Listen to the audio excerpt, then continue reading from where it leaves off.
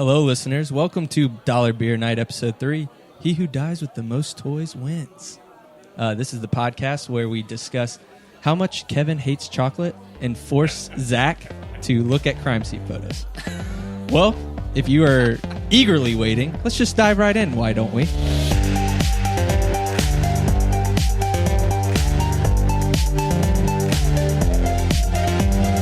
All right. Let's dive into this third episode of Dollar Beer Night.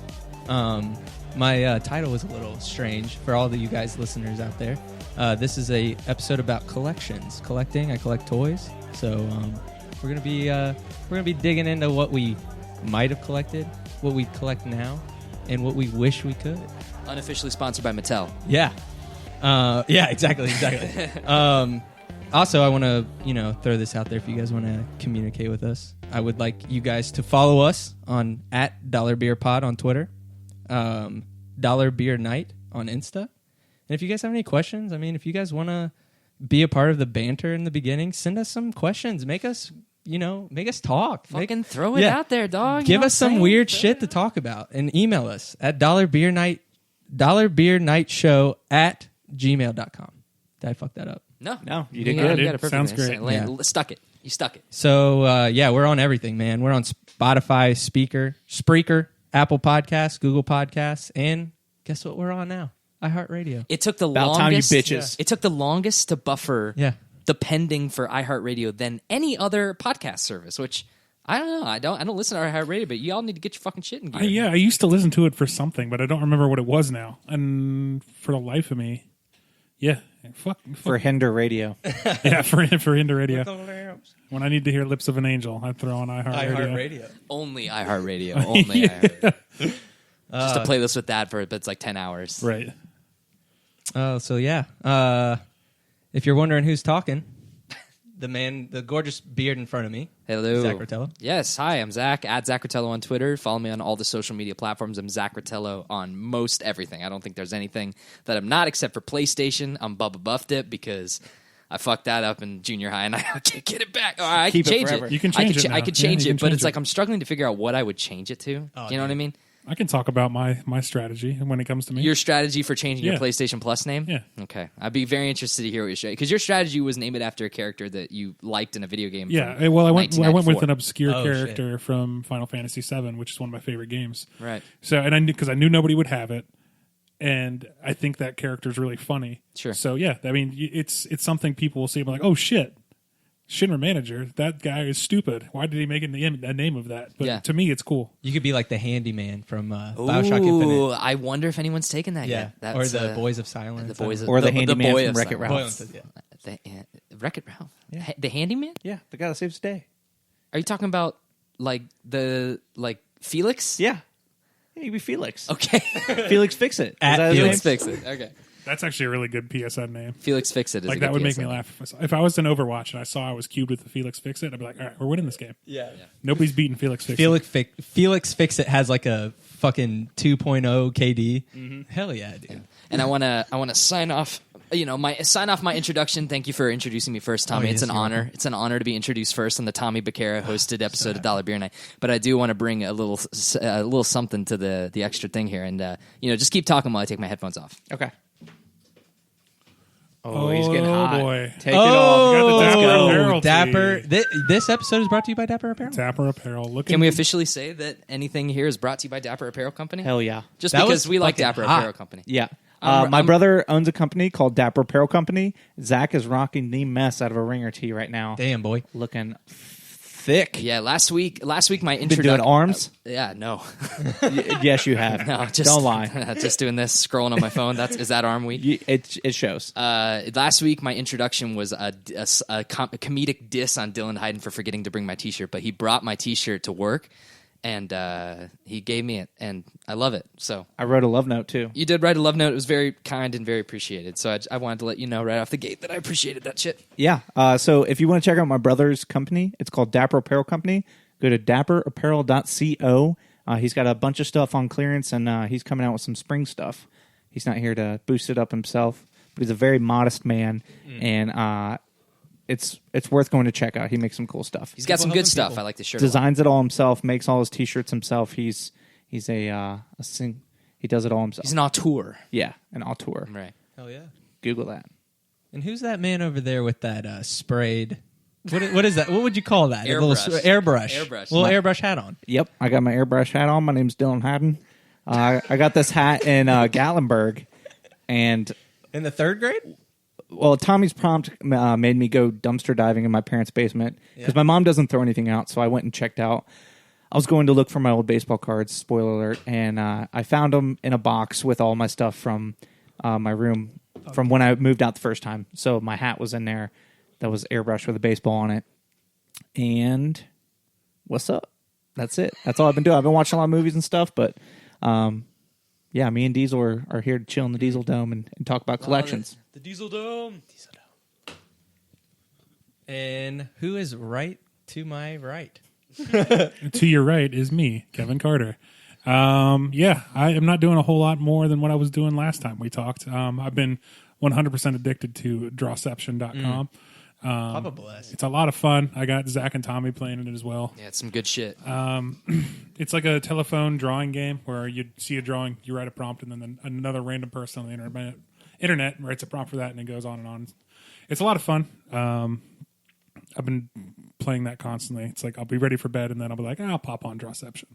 And then I'll be up till 3 a.m. drawing and captioning shit. It's a lot of fun. But yeah, that's what I've been doing a lot of. I'm on vacation this week. Woot woot. Yes. Plug your Drawception username in case. Yeah, dude. Sad boy draws no good. All one word. That's my name on Drawception. Look me up. He does some good drawings. Been drawing a lot of Job of the Hut. I can't Yeah, pass up a Job of the Hut prompt. We can't move on until we talk about your BM from last episode. How you ended the episode. Yeah. Oh, yes. You ended it in a cliffhanger. So Yeah, it was fine. Okay. It was nice and smooth. No problems. okay. So who are we talking to here?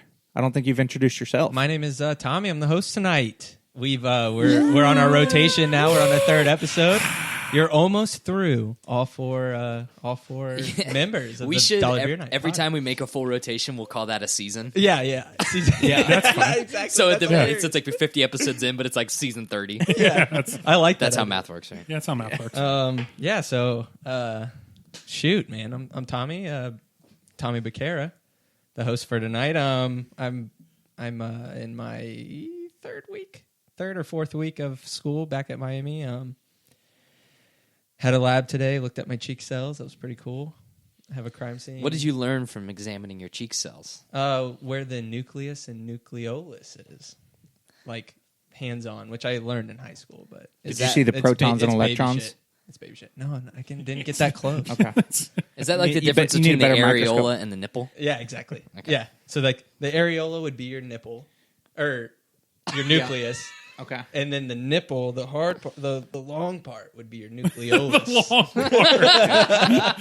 Oh, that's great. Yeah, that's how I'm going to call it from now on. Yeah. The The long long part. The long part. Doctor, I've been having some issues with my long part. And they're like, oh, what? I was told to go to the doctor if my long part of my nipple has been erect for more than 4 hours. Is it okay if your long part falls off every once in a while and grows back? Is that Oh, cool? no. One more thing. Everybody out there, me and my wife have been teasing something real cool. Follow us at toughluck.co. We've got some cool things coming. Swag machine. Swag. It's cool. I'm looking at a sticker of it right now. It's primo, but that might be, if you go to toughluck.co on Instagram, you might get a bird's eye view into what some merch from Dollar Beer Night might look like. That's what I was just about to say. Should we ever get to the point where we feel like people would buy it? Yeah. So- If you guys want merch, we can make it happen. Yeah. You want buttons? You want pins? Whatever you want. You want want a to fucking slap a video? sticker of Tommy's face on your ass? Do it. Do you want a sticker on your laptop that says Kevin hates chocolate? We can make that fucking happen. Make it Or happen. I survived the Diesel Dome. Yeah, I survived That's a the good diesel. one. Though. I would buy that. That's a good one. That's a good idea. All right, let's make that. All right. Yeah, I survived. I want that right now. I went to the Diesel Dome and all I got was a stupid pin. Yeah. All right. Yeah. That's good. This This podcast's fun. name Yeah, is we're popping. Dollar Beer Night, but they don't even drink. I'm drinking. Never. Yeah, we're all drinking. Yeah, That was a every joke. single one of us is drinking. That was a What are you joke. drinking, Tommy? I'm drinking Miller Lite. This episode is not brought to you by Miller Lite. He's drinking a Miller Lite from a snifter. Yeah, like it's a great. nice glass. The most classy. You ever had- Bell's thing. Hop Slam. You ever had a hop slam? Hop Slam good. It's a cool little logo on there. Yeah. Yeah. It's a good IPA. I'll describe it for you, for the people who can't see. This dude is like completely taken over. It's almost like a piano fell on him. But The hops have slammed him. It's hops. He has been slammed dead. by hops. He's Yes. absolutely dead. That's me at Warped Wing. One. If that was a Saturday drawception afternoon. caption, it would be "Man slammed by hops." Man slammed by hops. That's it. Draw it. I'm so glad we brought up drawception, man. I wanted. I kind of want to dig into that more because that's a Well, we can do it. Yeah. It might Yeah, be my we next Do a episode. whole episode on whole drawception. episode on drawception. Yeah.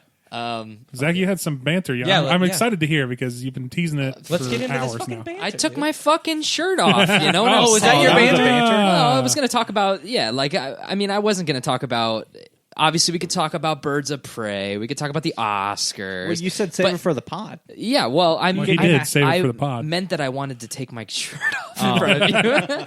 No, I Can you didn't. go one more layer, please? No, I can't. Please do go that. one more I layer. can't do that. And I'll be very uncomfortable for. I want want to to see your long part. No, I think the Dapper Apparel Company shirt was mostly my banter. Cool. That I wanted to show it off. Rep It looks good. Rep the brand. So That's dope. I'm financially supporting, a friend of yours or whatever. I dare say you look dapper. Thank you. I appreciate it. Yeah. Yeah. It's kind of perfect that you did that because the point of this episode isn't like about hoarding things. You'll learn later on that it's about a community based kind of thing. Oh, yeah. It's like supporting artists, supporting the things you love, and it's why I wanted to do an episode about it. Well, I'm very excited to dig Yeah. into this topic. So yeah. Should we does anybody else have any banter? Do we want to Ah, get into dude, it? let's get into it. I'm Yeah, excited let's- to talk about it. Yeah. Just let's dive go right for it. in. So this show, I wanted it to be a little bit more, I don't know, random, conversational. Yeah. Anybody goes, anybody can throw in. We're going to do it by rounds. We're going to have 3 rounds.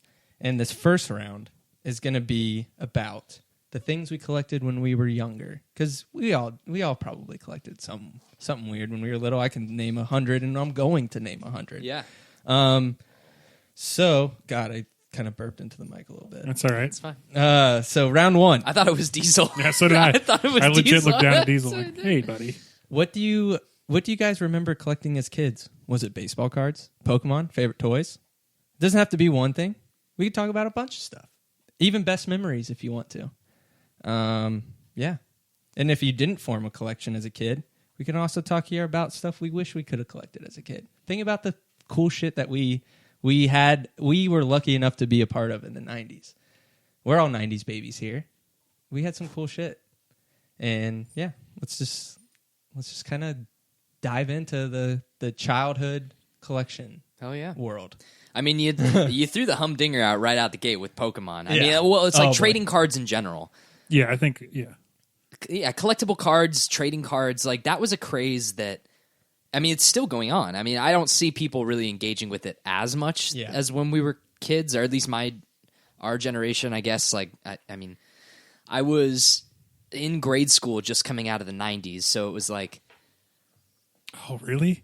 I mean, like I was born in 94, so 5, 6, 7, 8, 9. Yeah, I was like 6 or 7 years old when 2000 came around. That's crazy. Yeah. I was a freshman in high school. Yeah. What? Yeah, dude, I graduated in 05. That's true. Yeah, so when I was in grade school, when I was in like first, second, third grade, like trading cards were that was the thing. It was sleeve pack of Pokemon cards. Who were you trading with after school? Who had Yeah. what? Your neighbor had this card. Like, I mean, diving deep into stories right out the gate, but it's like I love it. When I was I lived in Mason, Ohio before I lived in Lebanon, and I only remember bits and pieces of it because I was in like first and second grade, and my memory sucks. But I remember distinctly that the neighbors down the street had some sort of holographic Jigglypuff card. I think it was the Jigglypuff. I think that was from like the Fossils pack. Yeah, it could be that. Yeah. It could have been the Clefairy or something. It was one of those pink fluffy fuckers. Mm-hmm. And I remember that I wanted this card so bad, and I was trying to con them for so long. And I was like telling them like, "Oh, this card I had was like super super rare, but it probably wasn't." And it got to the point where I don't know if any of your parents ever had to do this shit, but my mom had to like tell the other boys like, listen, don't trade with him. It's a bad deal. Or whatever. That's incredible. She was like, because she was like, I was trying to swindle these kids. It was obvious I was trying That's to so swindle. funny. I was trying to give them some like fucking Totodile or some shit. I got this promo Pikachu I got at the movies. You gotta right, get. right, You right. gotta have. Yeah, it. and yeah. So That's when you knew you were going to have a life of sales. Right then. If I can sell him this piece of shit card, yeah. then I can do anything. That's so funny you mention that because I have a very similar story, but it involves my little brother. And I still have the card to this day. He had this really cool Barry Sanders card. We have one at the store, actually. It's Reggie White, where it's his face in the back. Okay, It's the exact same from that exact same like card pack. And I really wanted it. And and he's a couple years younger than me, but we were still both really young. And I got this card from a cereal box. No way. And I was like, dude, man, this is super rare. You can only get, they only come in like one box. And like he gave me his Barry Sanders straight up for this piece of shit that I got from like Kicks or something like that. Oh, Kicks! And Holy cow! Yeah, Kicks. Talk about childhood. But yeah, dude, I still feel bad every time I look at that Barry Sanders card. I feel super bad about it because he learned a good lesson that day. Yeah. Do you know where that card ended up? The cereal box card? No, your original. Yeah, the original. Well, the original cereal box card, but then your brother's Barry Sanders card. Oh, I still have the Barry Sanders. You still? Okay, yeah, good. I have it. I have my card book still. Awesome. Yeah, so I still have that card. So like I said, every time I get nostalgic and want to look at it, like I see that, I'm like, oh no, I should probably apologize for that. He's never like brought it up to you? No, I mean, we've talked about it before. And it's just a funny thing. We were both kids, so it's not like a huge deal. But well, you don't know anything. And like at that point, I don't know. I found that to be so true. Like even like Lego sets, comic books, there were so many things where it's like people didn't know what the value was. They just enjoyed this thing. Mm-hmm. And so like there would be I don't know about you guys, but like playground trading was like a huge deal when I was growing up. I have a story for that. And so many people I would hear like, you gave him that for that? I remember, this is going to be so deep in the rabbit hole. Do you guys remember the, I can't remember the name of them, but they were like, those little, before MP3 players were a thing, they sold them at like Toys R Us. Oh, mini clips. Mini clips. Yeah. Right. Someone traded, I remember there was a story and when I was in second grade of someone on the playground trading a mini clips thing for like a Lego set or something like that. Shit. Like totally got ripped off. He gave him like an NSYNC hit clips or whatever. Like 15 seconds of a song. Right, exactly. For a whole Lego set. For a Lego set. I remember it was like a Endor speeder racer set or something like that from Jedi. So that's actually the childhood economy of things is really interesting. Because like obviously like a mini clip at the time was like gold, absolute gold. For me it was like the Omega Brain yo-yo. Like everybody, if you had a Omega Brain on the playground, you were king shit. Because they were like $20 yo-yos, and you had to save up to get the Omega Brain, and it's like everybody had their Duncan Butterfly, right? Oh, but if you had if you had the brain, do you remember your first color of your Duncan brain? It was clear, so I could see completely clear. Yeah, so I could see the computer, and mine was clear blue. Clear blue. I'll never forget it. Yeah, that's a funny point because like I remember yo-yos were a big thing for me when I was a kid, and I used to think like because I'm sure we'll dive into this, but for me with toys or any kind of collectible or any kind of toy, really, it was I didn't really get like monthly allowance when I was a kid. It was like birthday, you get a toy, Christmas, you get a toy, maybe you get gifts from your family or whatever for like special religious holidays, but it was like I didn't really get toys on a frequent basis. So when when time came to get a toy, it was like a huge deal. And so a Duncan yo-yo, I wanted a yo-yo so bad because the yo-yo craze was going around Lebanon, and I got this awesome yo-yo. It was a Duncan. It had a monkey on the side. I don't remember what it was called, but I wanted this thing so bad, and I imagined back then it being like this investment, like this $50, $100 investment. And then the other day I'm shopping for groceries at Target and I saw the same like a Duncan yo-yo, and it was like $2. I'm like fuck you. It's like an end cap item. I was like, Mom, you couldn't. This is like less than milk, and I couldn't just walk in the store and be like, I want that yo-yo. It probably had more value back then than it does now. Maybe. Well, it's the economy of being a child. It's like for me that buying that brain, I had to like this. It was probably like Christmas money from my grandma or something. It was like I was the same way, Zach, where I didn't really get like a weekly allowance, not really anyway. So the only money I had as a kid is the stuff I would get in like birthday cards or from Christmas or something like that. Yeah. So it's like I was like I remember that so viscerally, like going into I think it was KB Toys at the mall. KB Toys at the mall to go buy this yo-yo, yo-yo, and it was like the cap on my yo-yo collection at the time because I had a couple Duncans at the time, stuff that I had traded with my friends for other stuff that I had collected. Which for me, I'm a little bit older than you guys, so you may have missed this, but I collected Pogs. Oh, I collected Pogs. Like I had a huge, like I had some really cool slammers and stuff like that. And Pogs are so dumb. It's literally Ass white girls. Yeah. Yeah. Yeah.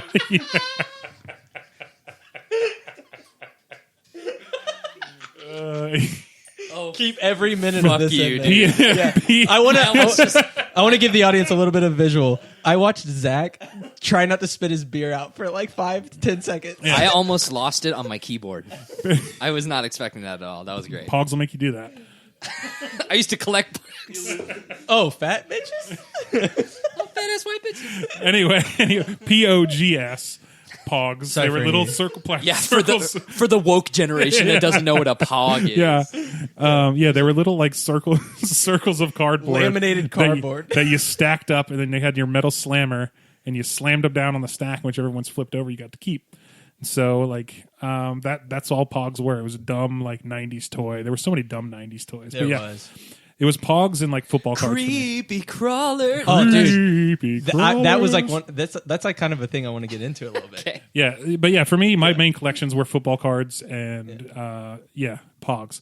My little brother would collect the little from the little quarter machines, the football helmets. I don't know if you guys Yes. you had Yeah, to I snap remember on the face mask. I think he definitely still has all of his stuff. My little brother doesn't throw anything out. He's got everything, but I think he has every team, or at least every team that existed at that time. So it was like a multi-year venture for him. So yeah, that was cool. I remember him collecting that, and I have a good memory of that because I kind of would look out for him. So, but yeah, for me it was football cards, which I still have, and then Pogs, which unfortunately I don't have because they got thrown out somewhere along the way when I was a kid.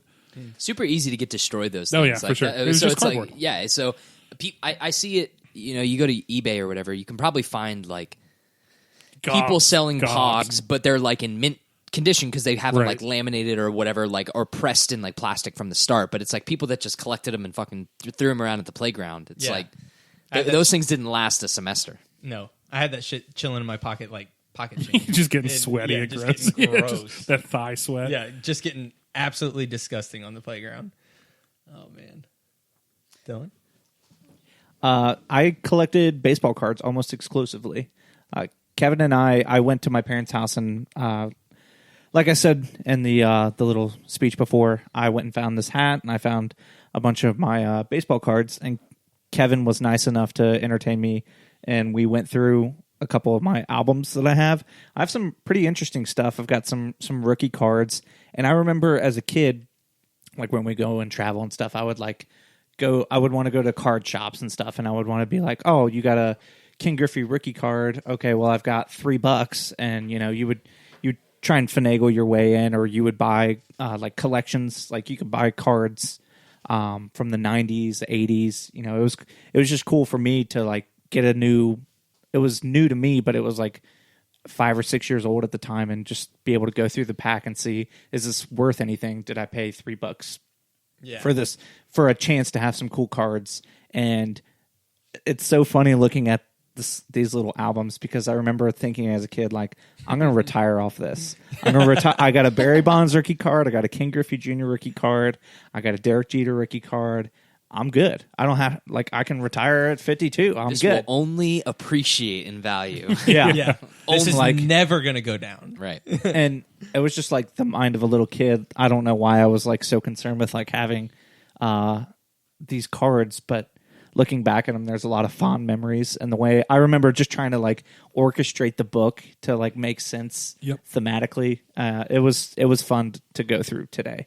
Yeah, I'm glad Kevin and I did that before the show. Yeah, I loved it because as we were going through it, I was like, "Oh shit, I haven't thought about this guy since the '90s," and it was a lot of fun to go through that. And I think that's what, like, specifically like baseball and football and like sports trading cards do. Because even like NBA, I wasn't a huge NBA guy, but I was looking back at those cards, I was like, "Oh shit, I remember that guy."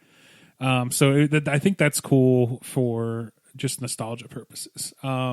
My question to you is: did you put your doubles in your spokes of your bike? No, never. No, you never Really? put cards Never. in your spokes? No. I wasn't really good at riding bikes, if we're being Really? 100%. if If we're being transparent. I can level with you there. I don't think I like traditionally learned how to ride a bike until I was like 8 or 9. So like the baseline of like that people use, like it's like riding a bike.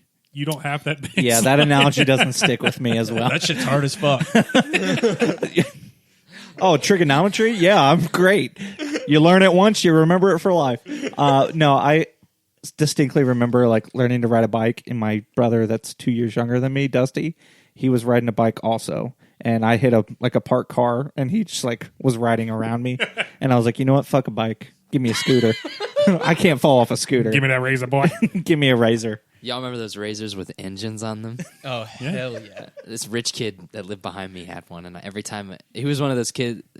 He was one of those kids where no one liked him.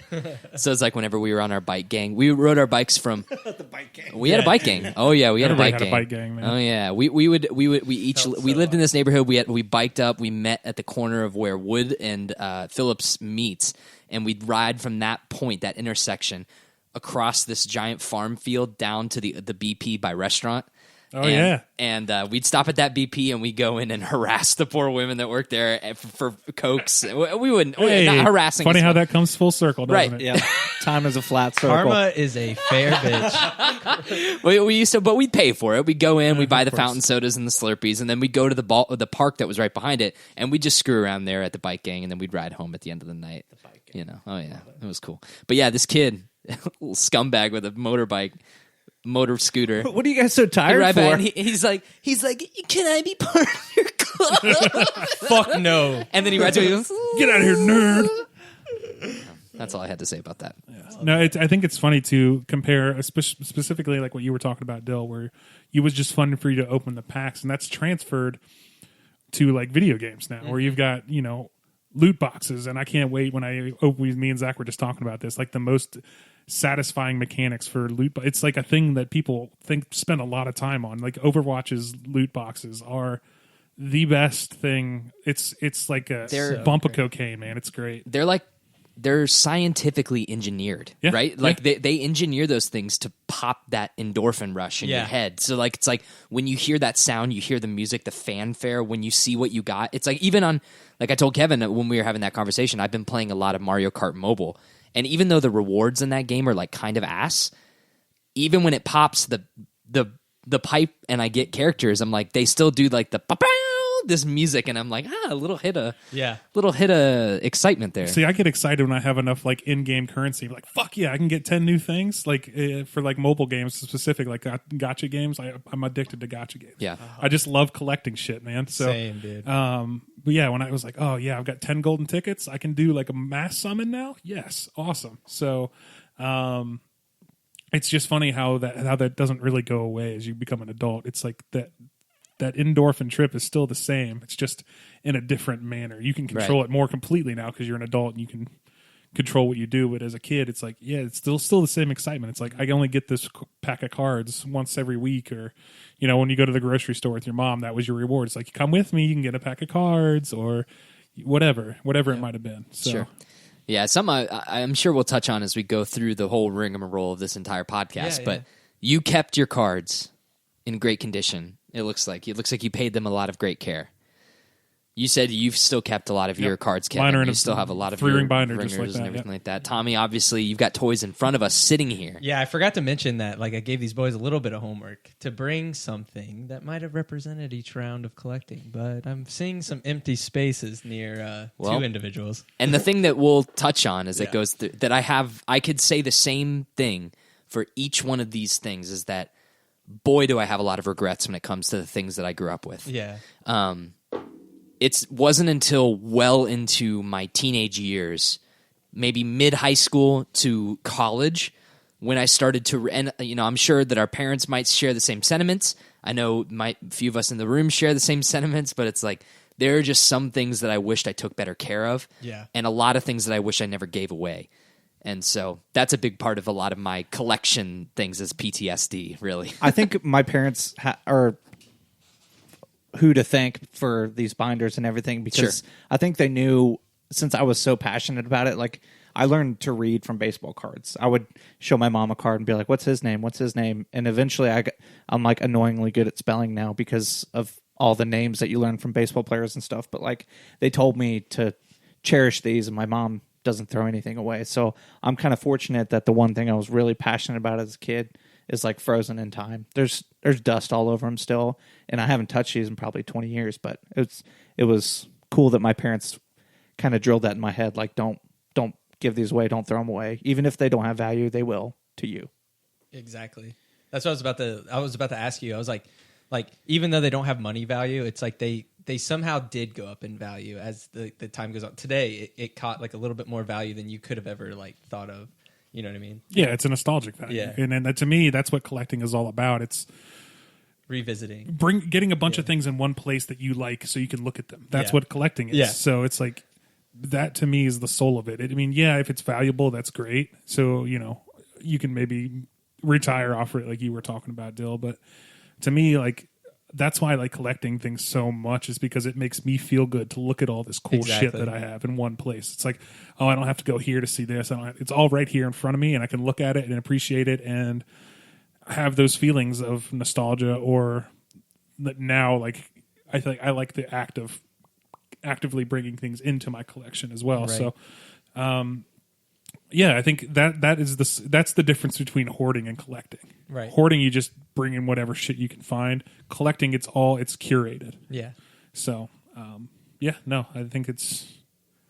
Tommy, what did you collect as a kid? I feel like I'm like selfishly talking about it, but so one of the things that I brought, I collected Pokemon cards, like Zach said. I brought some Pokemon cards. These aren't the ones that I had as a kid, but these are ones I've like kind of re-established. One of my fondest memories about Pokemon cards was I was in karate as a kid, and if I did really good in karate, like I hit like all my forms and and stuff like that, there was a card shop like directly next door, and my dad was like, all right, like if you do good in karate, you can get a pack of Pokemon cards. And I was like, fuck yeah, dude. And I would go in there and kill that form. I'd go in there and kill that form for that pack of Pokemon cards. Cause like Kevin said, like that rush that you would get, like I would do the whole thing where you like, you count 3 from the back, and then you energy card, throw it away. And then you wait for that holographic to pop up at the end. I remember pulling like my first holographic Charizard and fucking freaking the hell out. That's probably where it began. So like another thing was there was a toy store, because I lived I was born in Key West, so I lived on like a small island, and we had like a Kmart, and like everything else was like mom and pop shops, and we had like a toy store that we would go to, and that was like another like kind of reward system thing. Was like, oh, if you do your chores for the week, we'll take you to Imagination Station. That was a toy shop. What a great name. Yeah, and when I got, I'll never forget it. I went to Imagination Station for my weekly shop around the shop, and the owner was like, "Hey, we just got these things in. They're called Beanie Babies. They're going to be worth a lot of money. You should collect every single one of them." And I was like, "Okay." And I've held on to, I probably have like hundreds of these things, and I've collected, like, they're all in my basement. Every single one of them that I ever bought as a kid are still in my basement. And I brought some of my favorite ones. These two are iguanas, and they were misprints. And the lady at Imagination Station, because everybody knew each other on the island, would hold back certain ones that she knew were rare. So when I would come in, she'd be like, "Hey, Tommy, you should buy these." And so like these were misprints on the color and on the tags. So like this one's like so for the people who can't see, this iguana is blue. It's supposed to be rainbow, but its tag says rainbow. And then there's another one that's rainbow that has like spikes. That one's supposed to be like igloo or something weird. I don't know, but it's supposed to be blue. And I've just like held on to that shit forever. So the Beanie Baby thing, Yeah. like I remember this. I remember having Beanie Babies, but I don't remember like the culture surrounding it. It was fucking nuts, dude. That's what I heard. And but here's what I want. When did people start becoming aware of the fact that they were getting swindled? I think it was pretty quick, because I remember, I don't know if it was like around, it was early aughts, it had to have been, and like Beanie Babies were late 90s, so it was like, it was a quick craze, and like everybody's like, oh, this is going to be worth nothing because this market's so saturated. They made 1 billion of them. Right. It was like the baseball card craze at the end of the like mid to late 80s. It's like people realized by the early 90s, like, oh, these aren't worth anything anymore. So, but yeah, it was like one of my favorite things. It pops up on one of my feeds every now and again. Is It was the late 90s, and a couple was getting divorced, and they had like a fiery court battle over splitting up their Beanie Baby No collection. way. And it's like the picture's hilarious because they've got them like these two grown adults on their knees in a courtroom with piles of Beanie Babies in front of both of them, and they're like going one by one. It's like drafting a kickball team. And they would there was like this heated court debate. You can look up the picture of it. It's so fucking fun, and it's so pathetic because it's grown adults like in their 40s, like splitting up Beanie Babies. Do you think that fucking damn now? Do you think that judge like hung himself after the trial? No, because I think at the time it was like everybody thought like these are going to be worth millions. Yeah. So he probably took it pretty serious. Like this is an actual asset that we need to divide equally. So I think he was probably like, yeah, we need to handle this. Like they had a ton of them, and like it filled up a courtroom floor. It was that many of them. So, Well, but like- it's hilarious in hindsight. What you asked is like when people started to get that feeling that they were getting swindled. It's like I think Beanie Babies started to combat that. They were like, no, we're not swindling you. We're only going to produce like red ones for a while, and then we're never going to produce red ones again. And then everyone they had like the Chicago Bulls like red Beanie Baby, and they were like everyone was like putting that shit in plastic and keeping that forever, buying every single red Beanie Baby they could because TY was like, yeah, we're never making a red Beanie Baby again. But they did. They still did. Yeah. So it started off as like hey, we're not going to swindle you, and then it became, wait a second, we're getting swindled. That's the part where I want to know where it dropped. I think initially it was like they had like limited runs of stuff. Like I remember there were being specific Beanie Babies that were limited runs, and like there was a couple people in my middle school that had them, and they're like, oh, everybody's like, oh shit, you have that? Yeah. I don't remember what they were. I think it was like the bears. Yeah, there was some bears. Because I have the Princess Victoria. Is that her? Yeah, Diana, you mean? Diana. Yeah, Princess Diana bear, which was supposed to be worth like billions of dollars. Right. That's the one that I was like, I'm gonna retire off this. But there's like so many like things that you have to like. It has to be made out of a certain beads and a certain this, and it has to have this tag. Blah blah blah. It had to have been produced under the blood moon of April the 3rd. Exactly. It essentially was just really good marketing. Yeah. And then people realized, it's almost like the shoe culture now. Yeah, kind of. Yeah, for sure. Oh, I'm going to buy the shoe. I'm going to put it in plastic, and 20 years from now, it's The gonna be difference is dope. Don't put it in People are- plastic. I learned that from right. Kevin. Oh, Yeah. sorry. Well, yeah, they can oxidize and stuff. Oh. But That was amazing. I gotta go take my shoes out of bags.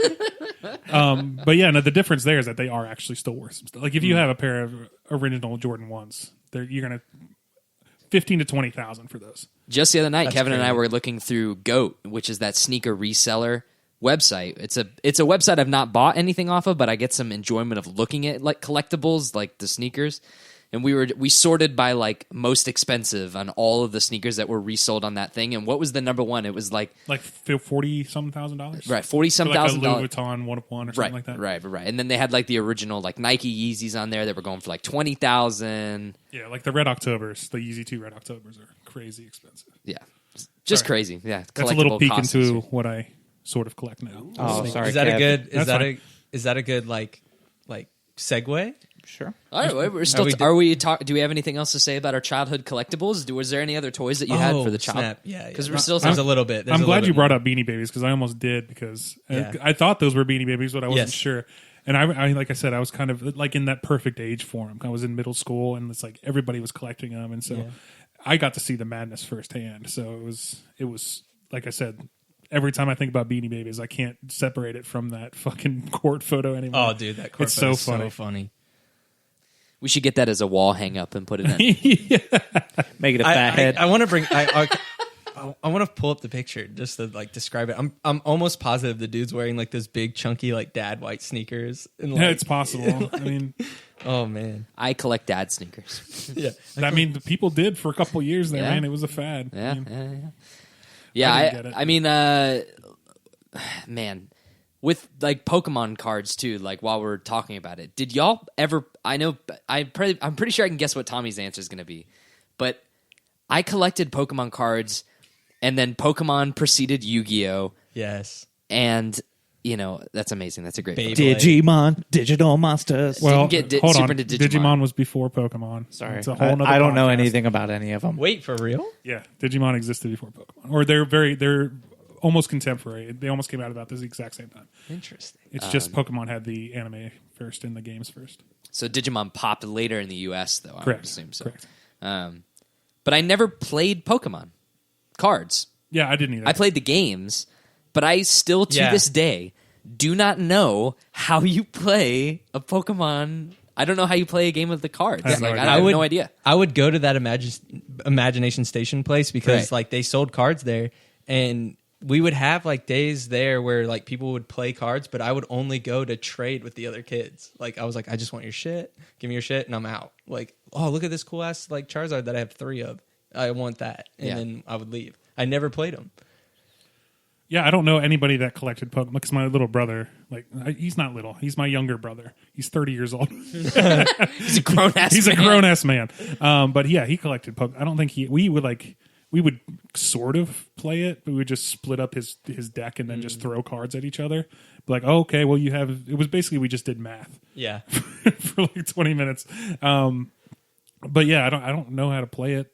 I don't know where the energy cards come in. I don't know where any of that how that shit works. I'm sure it's fairly simple, like any battle card game. But Yeah, it's all like stat based. It's you know what card beats out which card, how much power you have. I would assume, but again, I've never played a single solid. What the purpose of the cards, besides the collecting aspect, the purpose of what the cards were, I'd never played. And I think that's it's so fascinating. Like I can't think of any other thing I've collected where that's the case. It was like a board game. Like we collected pieces of a board game and never played the game. Like it's so weird. It's like you would like, I got to get that Monopoly hat. You know what I'm saying? The gold one, you know. What's stop? Do not pass go. What are you talking about here, bud? Mom, we got to go to McDonald's. I got to get a piece of the Monopoly. Oh man, that's a whole nother topic. totally different episode. Yeah. Well, I kind of Wait, McDonald's toys. Yeah, it fits collections. Toys Monopoly? and Monopoly, especially. Oh yeah, especially. Sorry. Especially because I wanted to bring up a point where Dylan was talking about like value and things. Right. There, when one of the first memories I feel like I had, like I felt like I had a value in something, was when I collected every single piece of the Expector Gadget. Like, do you remember that shit? Yeah. Where you had to you had to like piece. You got his arm, you got his head. When I had that whole thing, I was like, this is gonna be worth $1 billion. Nobody has completed this whole thing.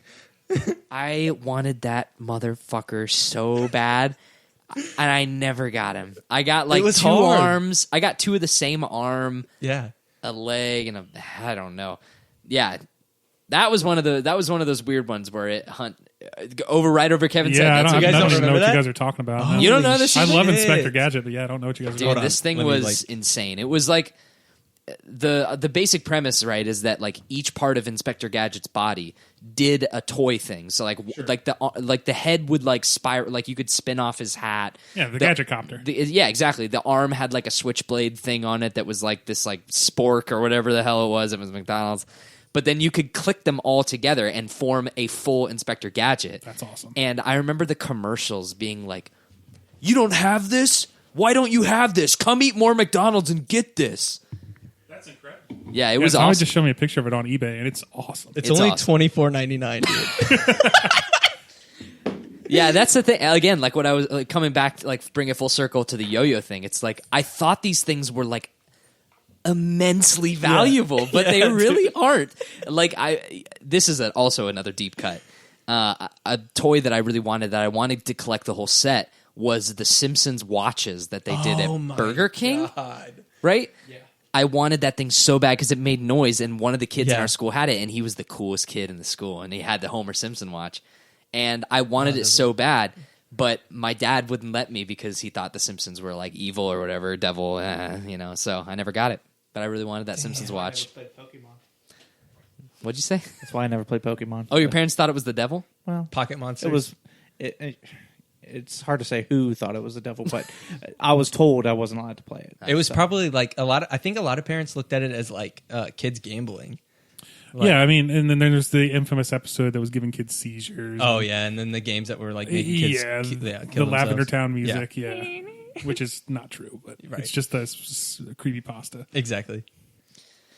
Yu-Gi-Oh! Is the one where it was That's the like- one that I played a lot. I played Yu-Gi-Oh! And Yu-Gi-Oh! Was one of those things where I collected some of the cards, but I never really, dived super deep into it. Right. But the Pokemon and this is where I'll end on for like childhood stuff. But the Pokemon and the Yu-Gi-Oh! Craze, the cards got to the point where they were expensive, and like I couldn't buy them all the time, and my parents obviously weren't buying me these things like on a week-to-week basis, so I didn't have a collection built up. So what me and my friends did back in school, like first, second, third grade, is we would take card stock and we would draw our own characters, and we made up this game, this elaborate fucking. And this is one of those things where I'm so glad that I saved this because I have all of them saved. That's cool.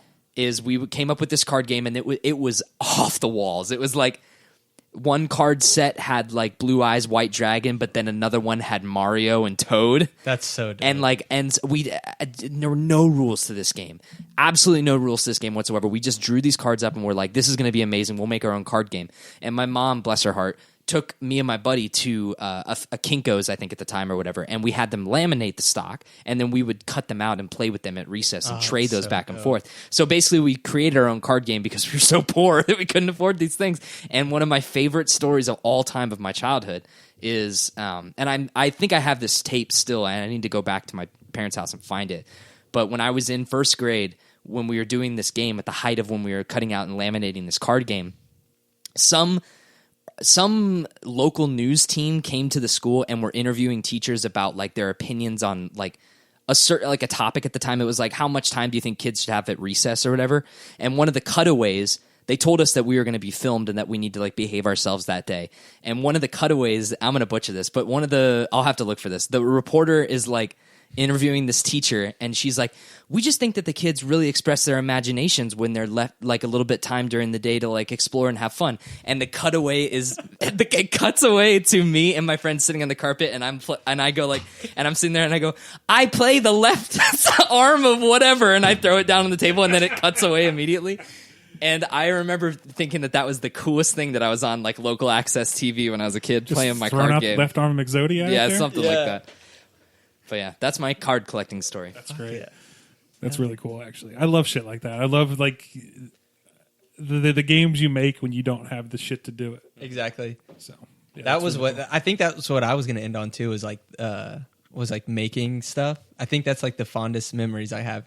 Going back to like the creepy crawler shit. I remember me and my friends would like make a ton of different crazy colored creepy crawlers and trade that shit on the playground. Was like, oh, I have this fucking purple red centipede.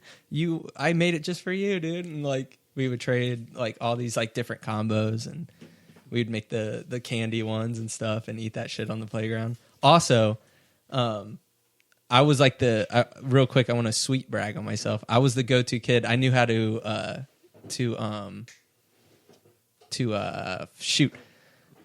multiply Mew.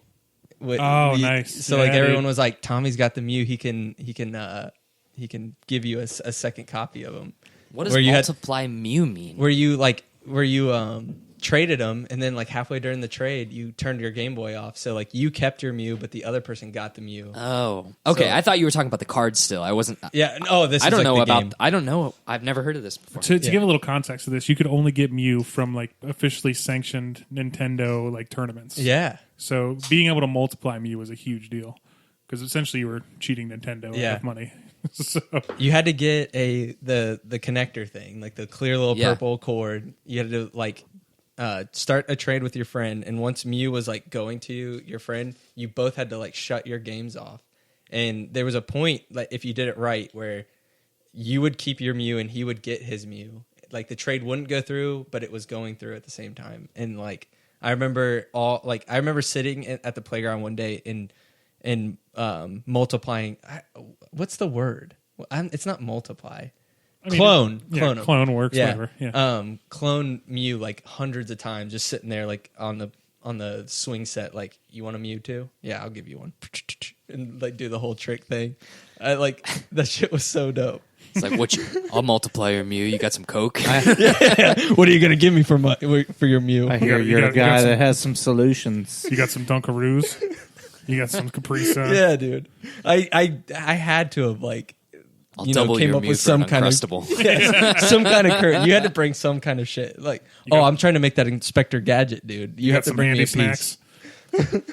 You got Inspector Gadget's face. I'll give you a Mew. You want a Mew? Yeah. Hey, you kids looking to buy some Mews? Open up your trench coat. Digital Mew. It's not the holographic card. It's just the game one. And then there was Game Shark, and that's a whole other topic. Oh shit. Well, that was fun. In on childhood. Yeah, I think so. I mean, I can hop right back since we already talked about what I kind of did as like currently. Yeah. Was so I'm. If you guys don't know, I worked at Nike for 5 years, Converse for another year. So the Nike family of brands for 6+ years, and so doing that, I became a bit of a sneakerhead, and I fell in love with sneaker culture and the history and heritage behind sneakers.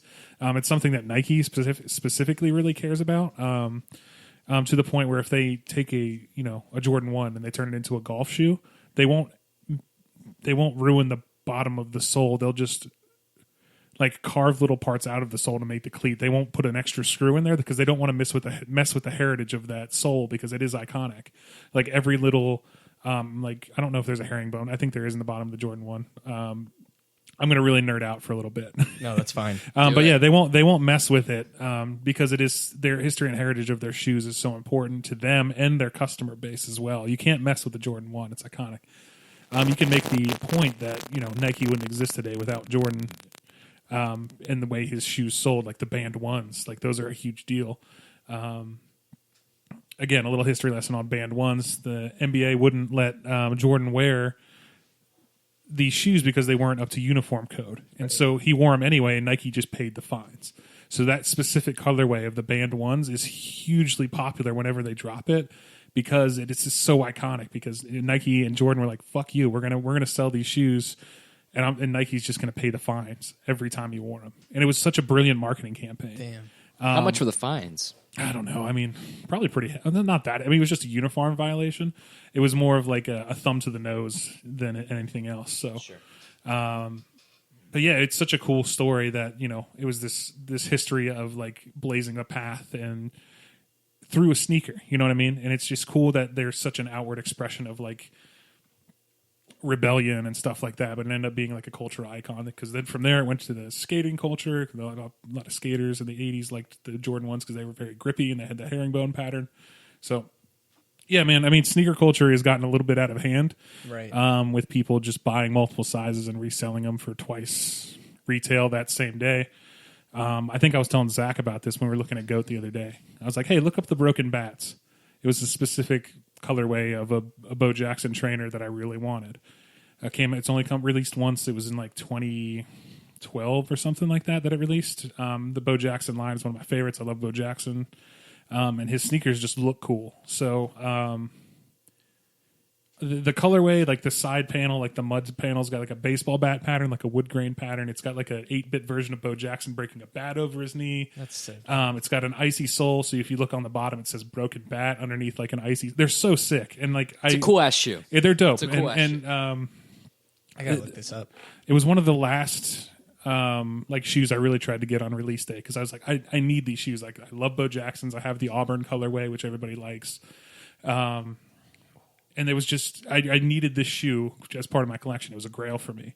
I missed out. I posted on Instagram like, oh look, I caught an L today on these shoes, and somebody immediately, this scumbag reseller, hit me up, and not in my DMs, even in the comments of the post. He's like, hey, I've got your size. I've got like 3 of your size, and for this much, it was like twice retail. And I messaged him back. I was like, dude, I work for Nike. I'm not going to pay more than retail for a shoe that released today. Like, get out of here. And it's just that's to me is the problem with that. That's when a collection culture becomes out of hand, is when people get a hold of it and they realize they can take advantage of people that don't necessarily have the same resources. Yep. Right. But yeah, I still love collecting shoes. I still like looking at shoes. I like being a part of that culture because it is a cool and mostly supportive culture. So, Can I ask you a question about sneakerhead culture? sure.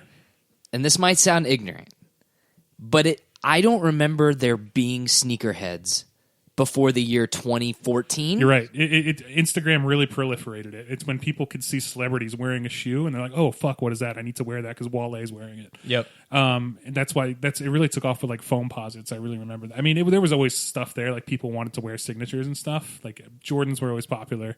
Air Force Ones were always popular. I mean, people were getting killed for Air Forces in the 90s and stuff in LA for a pair of all white forces.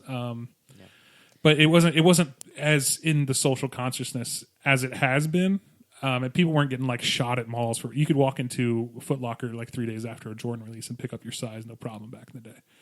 But now, like you have like people are selling shoes without boxes because they don't want people to resell them. It's gotten to such ridiculous heights. Yeah. But you're right. It didn't exist in this mania, this public mania, until really the proliferation of Instagram and the sneaker culture on Instagram, like Nice Kicks and stuff like that on Instagram, really kind of pushing the culture. Yeah. It's a double-edged sword. It's cool to see that stuff, and it's cool to see celebrities wearing cool shoes and like owning something that's kind of hyper rare. But at the same time, it's led to a lot of, like, quite frankly, violence and people getting shot and killed over these shoes, which is insane. Like, so I don't know. You're right though. To answer your question, yeah. Yeah, well, it's funny because I remember growing up, sneakers are not something that you collected. They were utilitarian sneakers. And it's like, at my school at least, the way that like popularity worked, people followed the one thing. So it's like when white Vans or whatever, or just like plain... At Nice. Right. Oh, yeah. When one thing like that, or potato shoes, which I still don't know what they're called, but they're the slip-on potato, like Bergenstock looking things. Yeah. When those were popular, it was you buy that or you go shoeless because you're homeless. And right. So it's like the people weren't collecting variations of sneakers. People were going out and buying one specific thing. So I didn't have any friends or anybody I knew that like hunted down cool looking or different sneakers. Everyone was trying to get the same pair that Chelsea and senior class was wearing, right? So yeah, I think it was always just Clogs. Yeah, clogs were well, right. Is that what they were? Clogs? I always called them potato shoes. They look like peeled potatoes. Yeah. I think and they were like $80. I think that's a good point, Zach, because I think a lot of the sneakerhead culture was kind of reserved for athletes specifically. It's like, this is the shoe of the athlete that I like. I'm going to buy this shoe because I want to be like my favorite athlete. It wasn't like normie kids, like these fucking douchebags you see walking around in All Supreme. And it's like, it was never that, it was never about clout. It was always about, I want to support this athlete. So if you didn't have like a favorite athlete, or you weren't like super cognizant of it, it wasn't something you thought about. And it seems like every athlete that comes out in like a major draft has a signature shoe, more in basketball than anything else. It's like every Adidas, Nike, Under Armour, Reebok, they all have their signature athletes with their signature shoes. It's more prolific, I would say, than it was when we were in high school. Yeah, it certainly is. It's become a clout chasing. It's so strange to me because for me, I grew up like wanting. That's why I like Griffey's. It's why I like Bo Jacksons. It's why I like the Air Bacons, because I remember seeing the ads for the Air Bacon and I was like, this is the coolest fucking shoe I've ever seen in my life. For people that want to look it up, it's BAKIN Air Bacon. They're my I actually had a pair and they got stolen out of my car. So if you're listening to this and you stole my fucking Air Bacons, I'm going to find you and I'm going to kill you. We can meet up and you can let us know at Dollar Beer Night Show. I waited @gmail.com. years for those things to re-release, and I finally got a pair. And somebody stole them out of my car like a jerk and probably resold them for some meth. But anyway, that's a tangent. But yeah, God, those are dope. Yeah, they're awesome. Like the yellow laces and the red on the side. They're just so cool. But yeah, it's funny to see now how it's become a bunch of men trying to impress men they've never met. That's all it's become. It's the strangest thing. And when it started from a place of pure like, yeah, I got to get these Jordans because I love Jordan. Or the Shaq-nosis. Like I loved Shaq. I always wanted the Shaq-nosis, and I still look for them on eBay every now and again. You can make the argument that that's all the internet is, though. That's true. I think you're right. I mean it's just like an exaggeration to impress other strangers. Yeah. I mean, the shoes fit so well into that because you can take cool pictures of shoes. So Yep. This might be a topic. This might be a question that we could ask each other for this entire like mid section where it's like the things that we collect now. Yeah. What's your now in Kevin Carter, the year of our Lord 2020?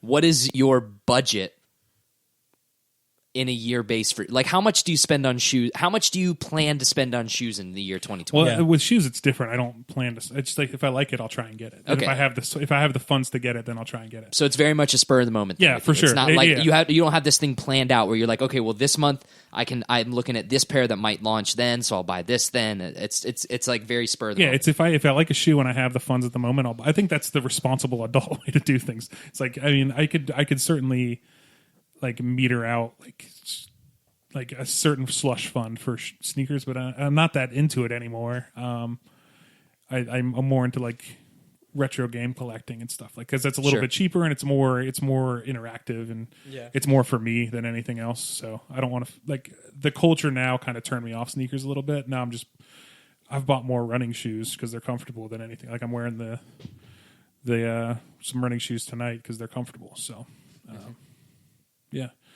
but yeah.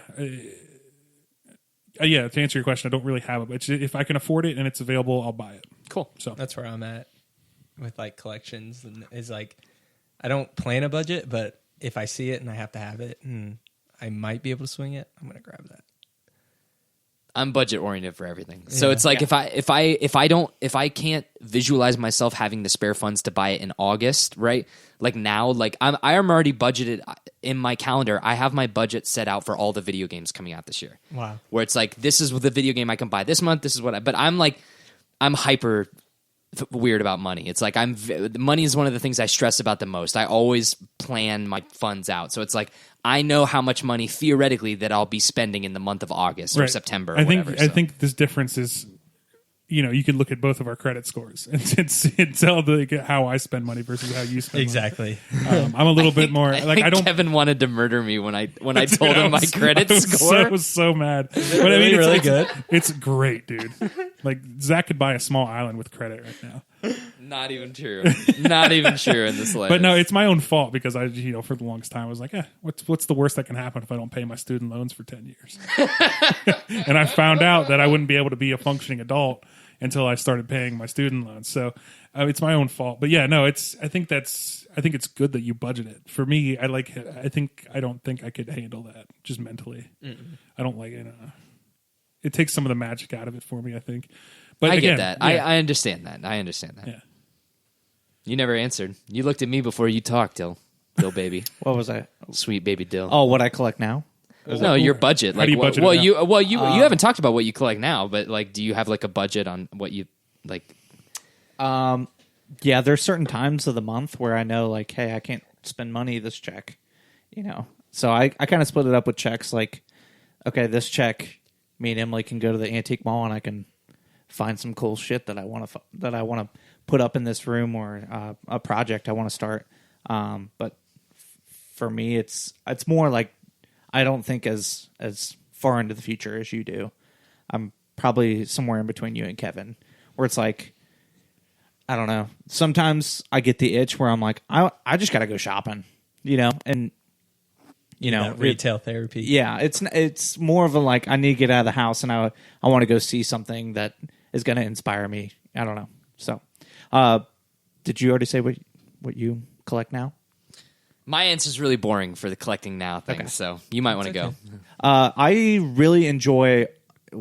I like going to antique malls and stuff, so I really enjoy old beer signs. As you can see, if you guys could take a picture in our podcast room, there's a lot of old movie posters. There's a lot of old 7-Up signs. It's a place I used to work.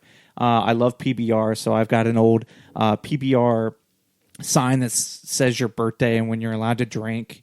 And it goes all the way back to 1971.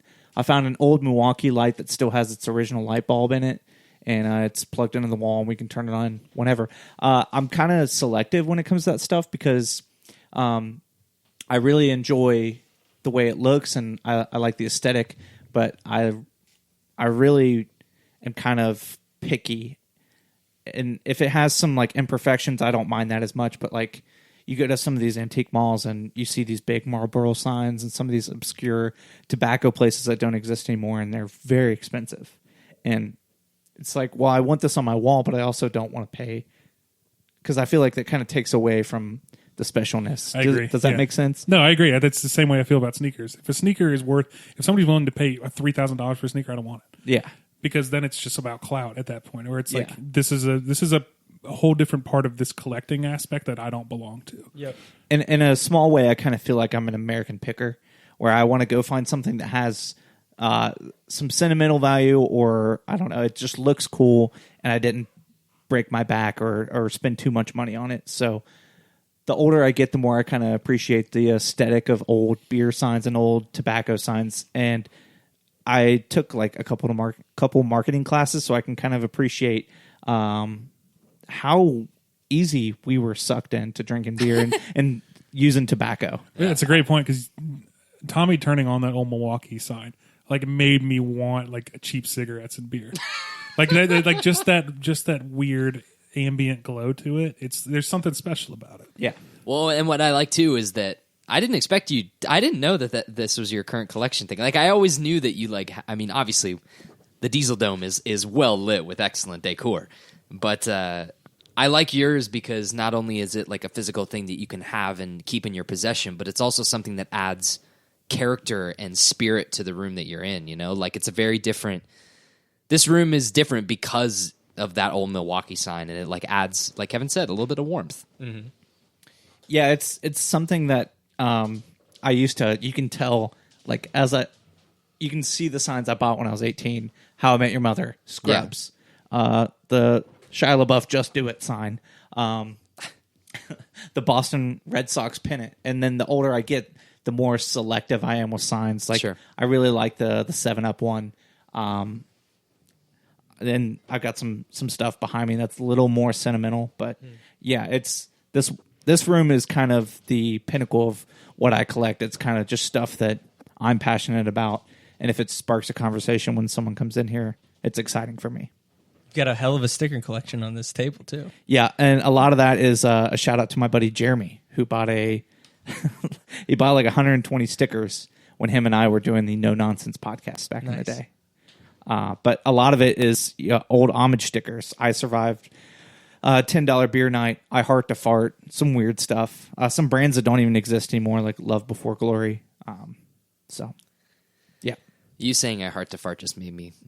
You got PTSD? No, we don't need to elaborate on that. Yeah. So, yeah, mine's kind of simple, but I'll let Zach go now. I like that. My current collection thing is not much. Like, I don't really... Like, it's usually one-offs, right? It's like I see that the Avengers Endgame Blu-ray is releasing at Target, and it's like I really wanted to buy that movie.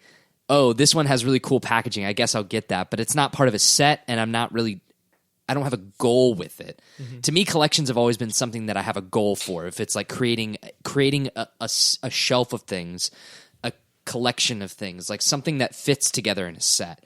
Pokemon cards, trading cards, baseball cards, steel books, like art books, like something that works together all together. But it's like my DVD collection is like, I got an Avatar steelbook that's like sitting there probably right next to my DVD copy of Airplane from whatever 1992. So it's like my movie collection isn't very extensive. I'm getting into collecting digital stuff since like it's like, you know, we're getting into the age of digital and streaming. So it's like I just bought Parasite the other night because I was like, yeah, you know what, I'll watch this movie again. So I added that to my digital collection, and it's always cool to like open up my. I use Movies Everywhere. Do you guys use Movies Everywhere? Yeah. No. Okay, so Movies Everywhere was a cool like hack that someone showed me on Reddit once where it I don't know how they operate. I don't know how this business makes any money. But basically what you do is you sign into this account, and then you can link your Vudu, your iTunes, your Fandango Now, basically any streaming service where you own a digital license, and it puts them all into one thing. So you don't have to go to the specific apps to watch the things you bought. It's all on one specific app, and it's available on Roku. It's available on your desktop. So it's cool to open up Movies Anywhere and just be like, all the stuff that I've bought or like have access to. That's awesome. That's cool. But it's not, again, it's like they're all different movies. It's not really a collection other than the fact that it's just movies. But the thing that, do you have a question about movies? Because I'm about to jump ship. Nope. All right, cool. Because the thing that I would really say that I collect, and I even am starting to wind down on like how hyped I was in college of doing it, is PlayStation trophies. Yeah. And I know you brought this up to me when I was telling you, we had talked about the idea for the show, and I was like, well, I don't have very much I'm collecting now. But then you were like, what about trophies? And I was like, you're absolutely 100% right.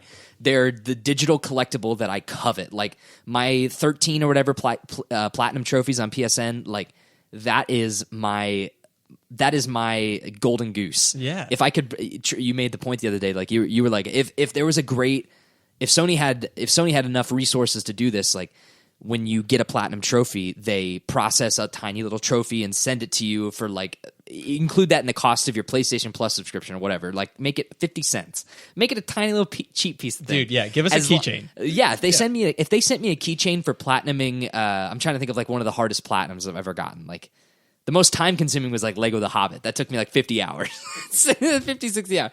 It was like crazy. And so send me a little trophy for that. I'd put that on my shelf, and that would be cool for me as a collectible. So yeah, I've got my, for anyone that does like PlayStation stuff, you can go to psnprofiles.com and link your PlayStation trophies there. Need to do that. It's a cool service because it tells you when you earned the trophy, how long it took you to earn it, all the stats, what percentage of people that played the game are you in that also completed the game. You can sort by how many trophies you earned, how many bronzes, silvers, so on and so forth. And it gives you really cool stats where it's like, it gives you like trophy milestones and some of the rarest trophies that you've ever gotten, where it's like, like I have a trophy from Towerfall Ascension, which is that 4-player multiplayer battle royale kind of game on PlayStation, and I have a trophy that's in the 3% tile for people that have gotten it, and that's over 124,000 people. So it's like it shows you those cool rare stats. So even like the ones that aren't valuable, like platinums, you can still look at and be like, oh, that's really cool. It's like just the other day, I got a trophy in Star Wars Jedi Fallen Order, and it updated on my profile, and it was like, hey, you just earned your 2,500th trophy. That's awesome. It's like, here you go, little stat for you. It's like, it tells you like my 2000th trophy was something from Horizon. The fastest platinum I ever got was My Name is Mayo. No shit, that game was 99 cents, and I got the platinum in like 20 minutes. Yeah, cool stuff like that. But yeah, trophies are my jam. That helps boost your resume too. Like, yeah. Absolutely. Committed. I got and that then on you my can put a LinkedIn. little bullet point underneath, like on the top 3%. Put your PlayStation, profile link on there. Yep. I do have to say, it does get my goat every time I log in. I see you're still one level ahead of me on the trophy. Like, you're like level 16, I'm level 7. Or no, you're level 17, I'm level 16 on our trophy list. And it makes I'm me level so. It makes 16. me Aren't you so at like angry. 99% too? Huh? Aren't you at No. I mean, like, you get like star levels or whatever for so. Yeah, you're right. I'm pretty close to leveling up too. So I'm at level 16 right now. I might be at level according to 16 my thing. too now. So if you are catching up to me, it looks like Daddy's got to go to work. I get some platinums. I got to get some Because platties. Mason, shout out Mason Miller. I remember when we both added him to like our friends list. He's like, man, I thought I had a lot of trophies, and then I saw you two motherfuckers just play shit. Well, mine goes back to all the way back to like PlayStation, like early PlayStation 3 days, and I play a fuck ton of games. So Yeah. Trophies are fun. It's like that little. It's like Reddit karma or Twitter likes or Instagram likes, where they're virtually meaningless, but it shows me. Also, it's a visual representation of not only like completing something and having that trophy up on my dashboard, but it's also a reminder of the fun time that I spent playing that video game. And so that's rare to me. It's like I do them way less now. Obviously, like when I was in college, I was pumping these trophies out, going crazy with it. But I've only gotten one trophy in the last 2 years, and it's God of War because I loved that game. And so it was, to me, that trophy was also. I feel like I earned it because I really wanted to spend time with that game. Mm-hmm. That's a platinum we share. That platinum is tough. It's a not beefy like, boy. It's not like time consuming, but like you have to have some skill to get that platinum. Took me 2 weeks and 2 days. 2 weeks and 2 days. Yeah. Of playtime? Not playtime. Just from when I started the game to when I finished when the you game. first Gotcha. booted it up. Yeah. When you, Oh, dude, I'm so curious to know how long. I it know, took me to do too. that. So, Tommy, what do you collect now? This would probably take like another hour of the podcast, but I would like to say that I collect art, all varieties of art. Steel books, art books. One of my favorite collections is Safubi. It's a art toy scene, and it's kind of I go back and forth with it because, like Kevin said, the scene got like really, really toxic with the whole flipping of things. People would buy stuff just to make a buck, or they would see that you had like every single one of this certain toy, and they'd be like, oh, I bought the whole stock of them, I can give it to you for 3 times its worth. It's like, I don't want to do this anymore, but I love it because it has like a really cool history. It's what Japan used to bounce back after World War II. The kaiju scene was like getting popular, and they wanted to make toys, and they didn't have a lot of resources, so they started spilling vinyl into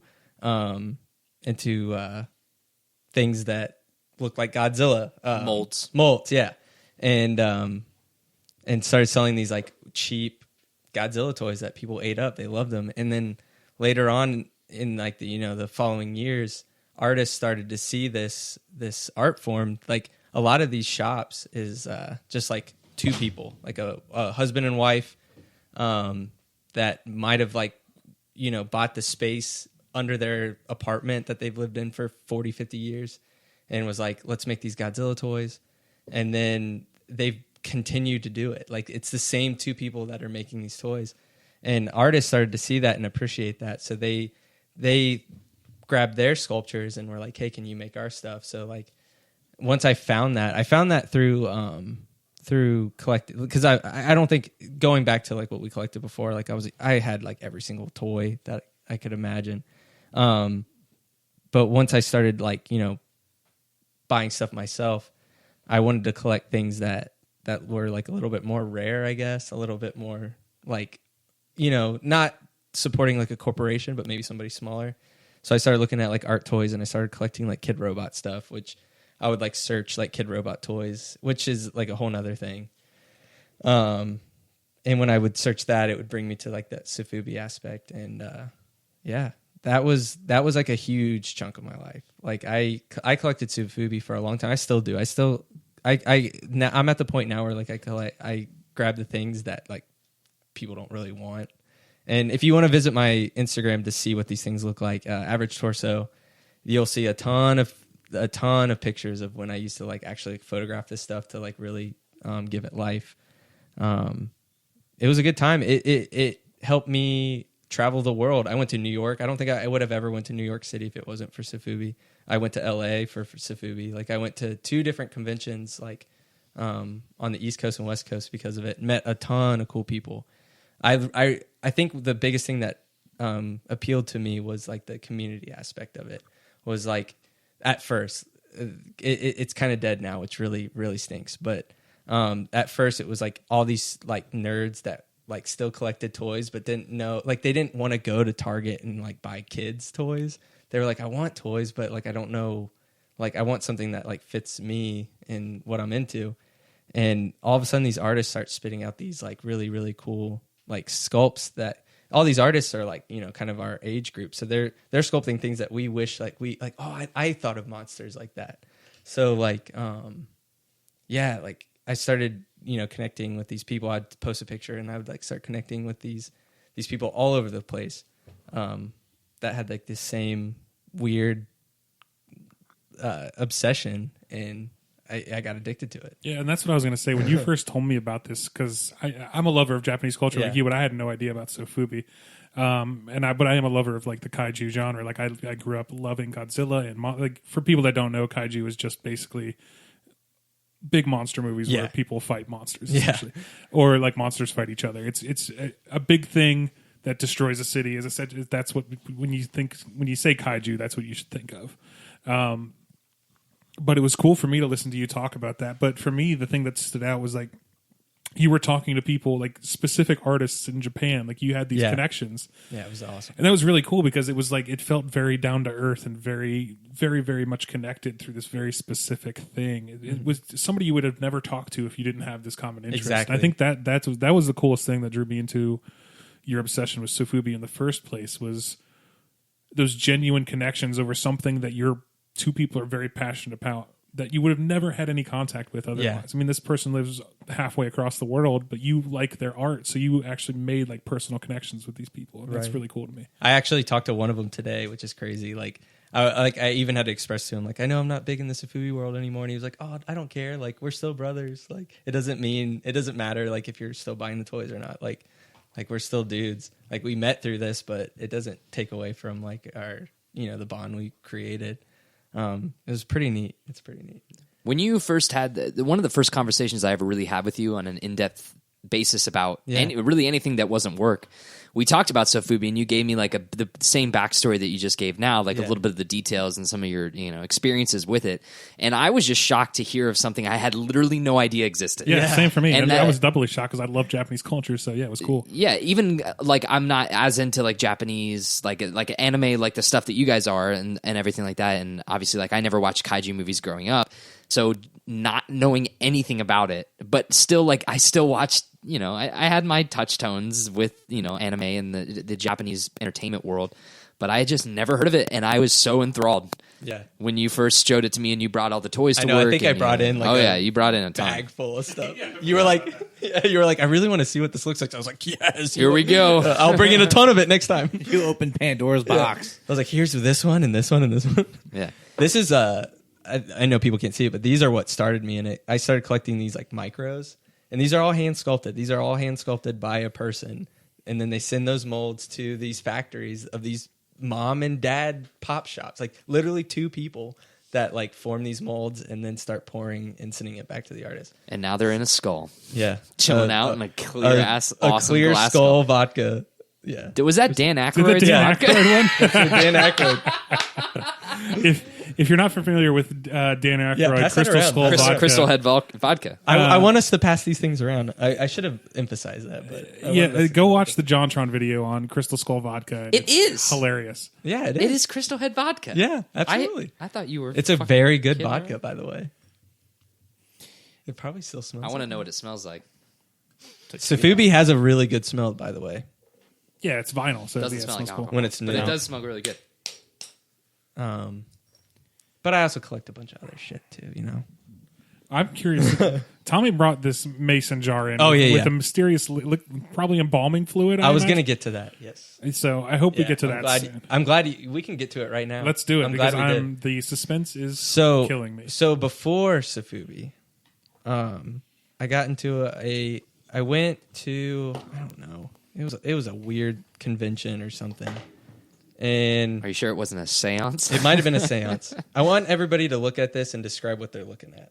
Just go ahead. You're passing that shit off to me. Yeah, you're gonna hold it, Zach, and it's gonna make you feel uncomfortable. I want you to check it out,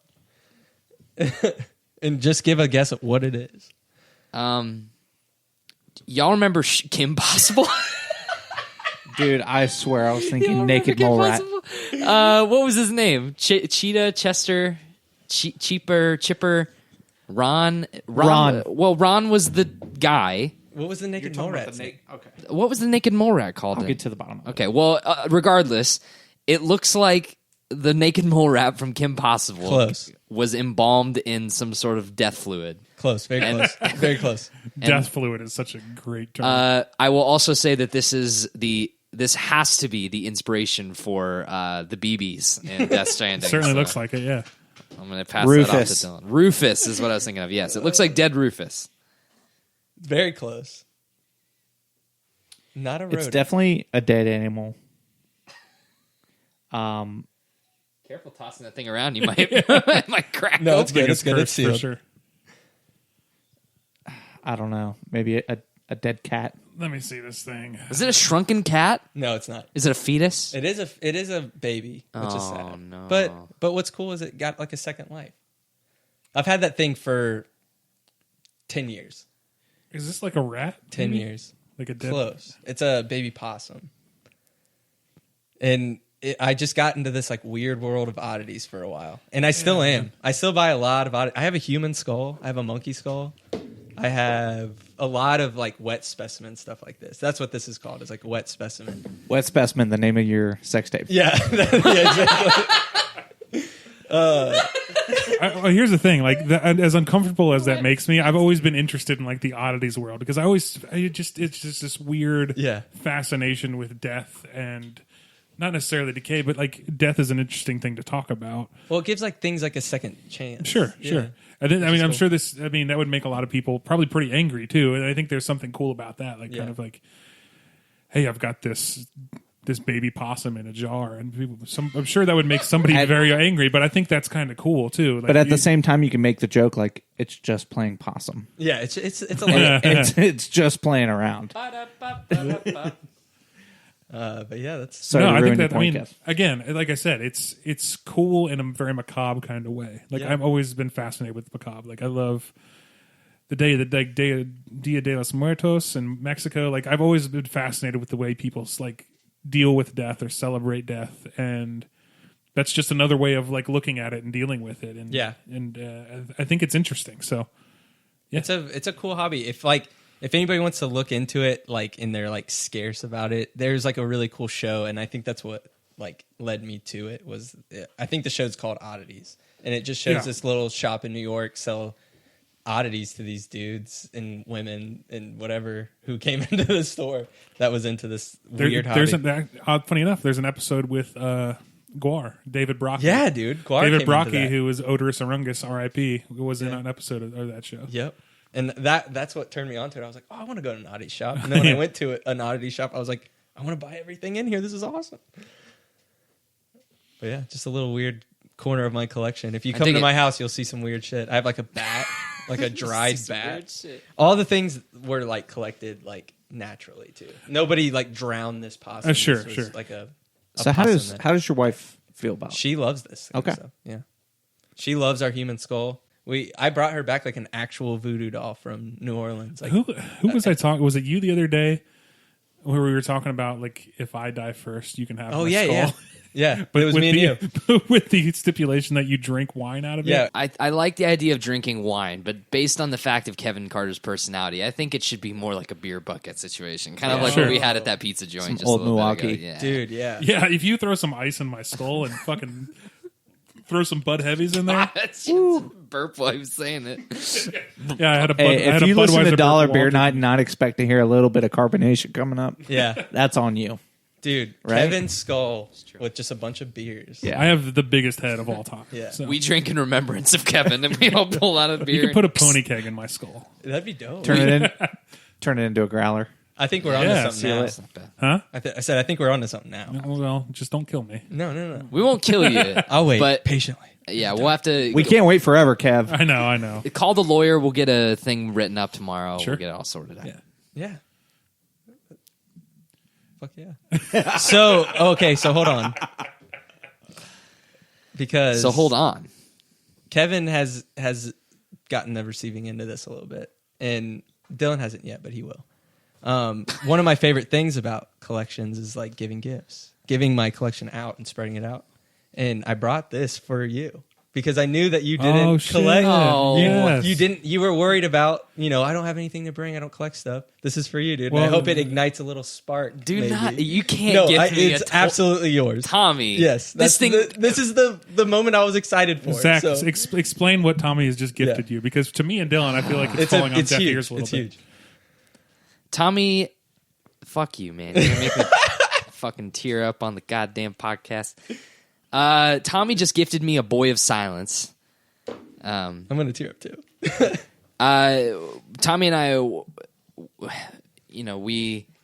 we bonded over a few things, talking with each other about TV shows we were watching, movies we were watching. But one of the funnier things that we bonded over was the fact that some of our favorite video games ever are the BioShock series, but we didn't know and we didn't really talk to each other about it until one random day where I think one of us brought up something BioShock related, and then all of a sudden the both of us realized it was like, wait a second, you like this game too? I think we talked about it for like an hour. Yeah, for like an hour. So yeah, the Boys of Silence are without spoiling too much for Kev, who hasn't played, they're like a security unit that works for Lady Comstock. It's like a mobile alarm system. Yes, and they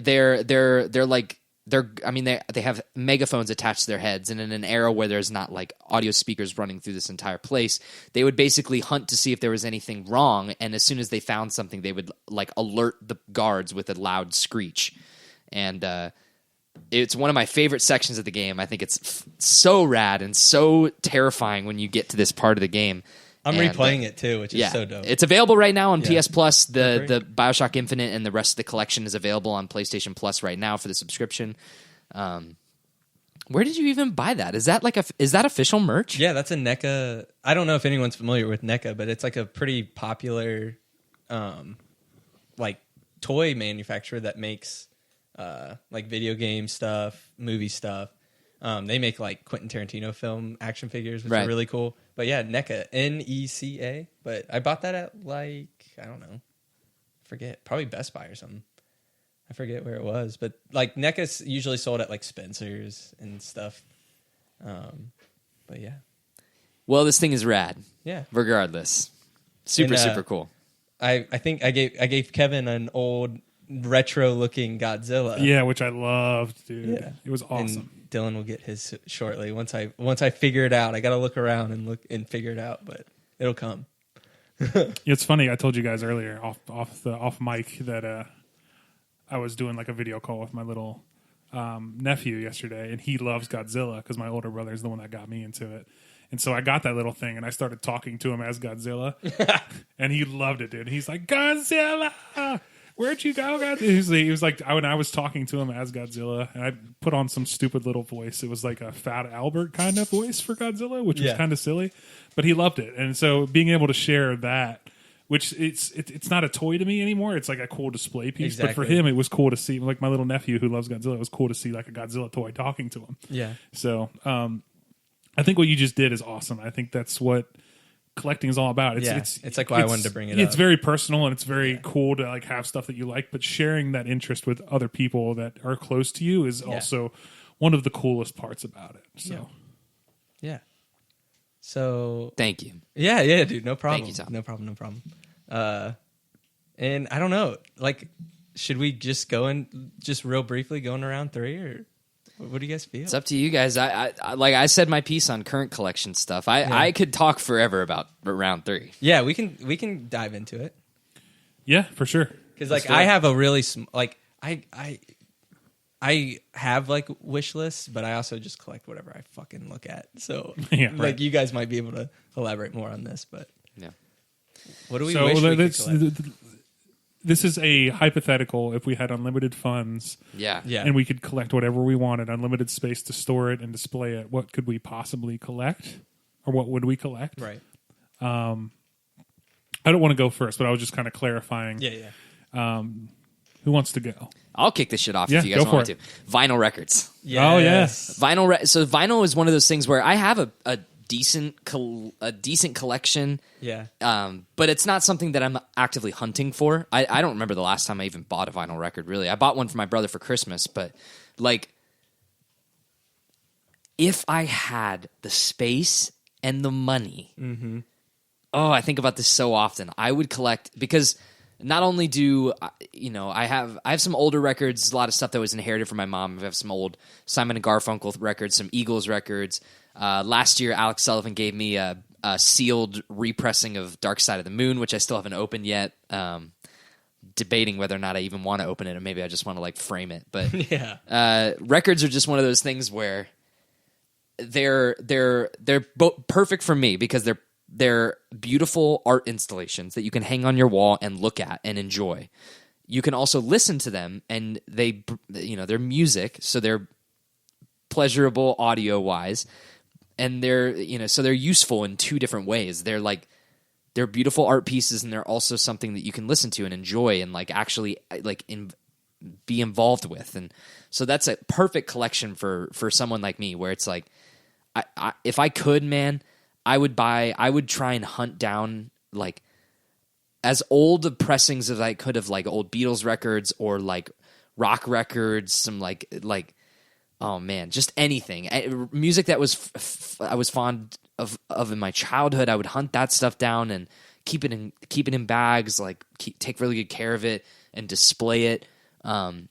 One of those things that I have, it's one of those things that those household items I haven't gotten around to yet that I've always wanted to buy are, I don't know if you guys have seen these. They sell them at like Bed Bath & Beyond and shit, or some at record stores, but it's called like play and display cases. Yeah, dude. Yeah.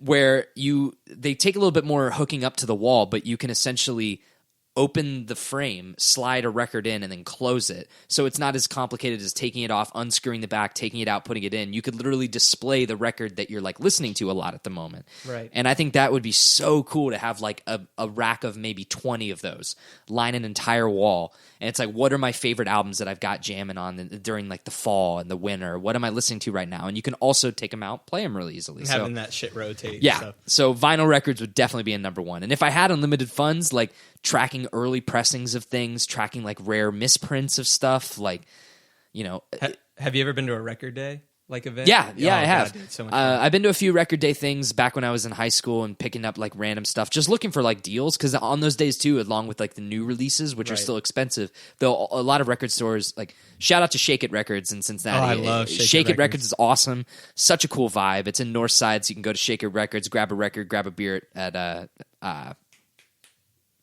the brewery that we like, Urban the church, Artifact? Urban Artifact. Yeah, but yeah, they always have awesome like $1.45s and stuff, and like $5 old used like big vinyls and stuff like that. And so those are good deals, like to find just some random stuff, albums you wouldn't like. I bought the last time I was at Goodwill, like maybe a couple months ago, I bought just a terrible Barry Manilow record because it has Mandy on it. And that's like the best Barry Manilow song. So I bought that just so I can have that track 4 Mandy play. But And it's like a super. Maybe 8 or 9 years ago, like when I was a freshman in college, it was like super cool to have a record player. But it's kind of, it fades in and out with being cool. But it's indisputable, the sound on a record player.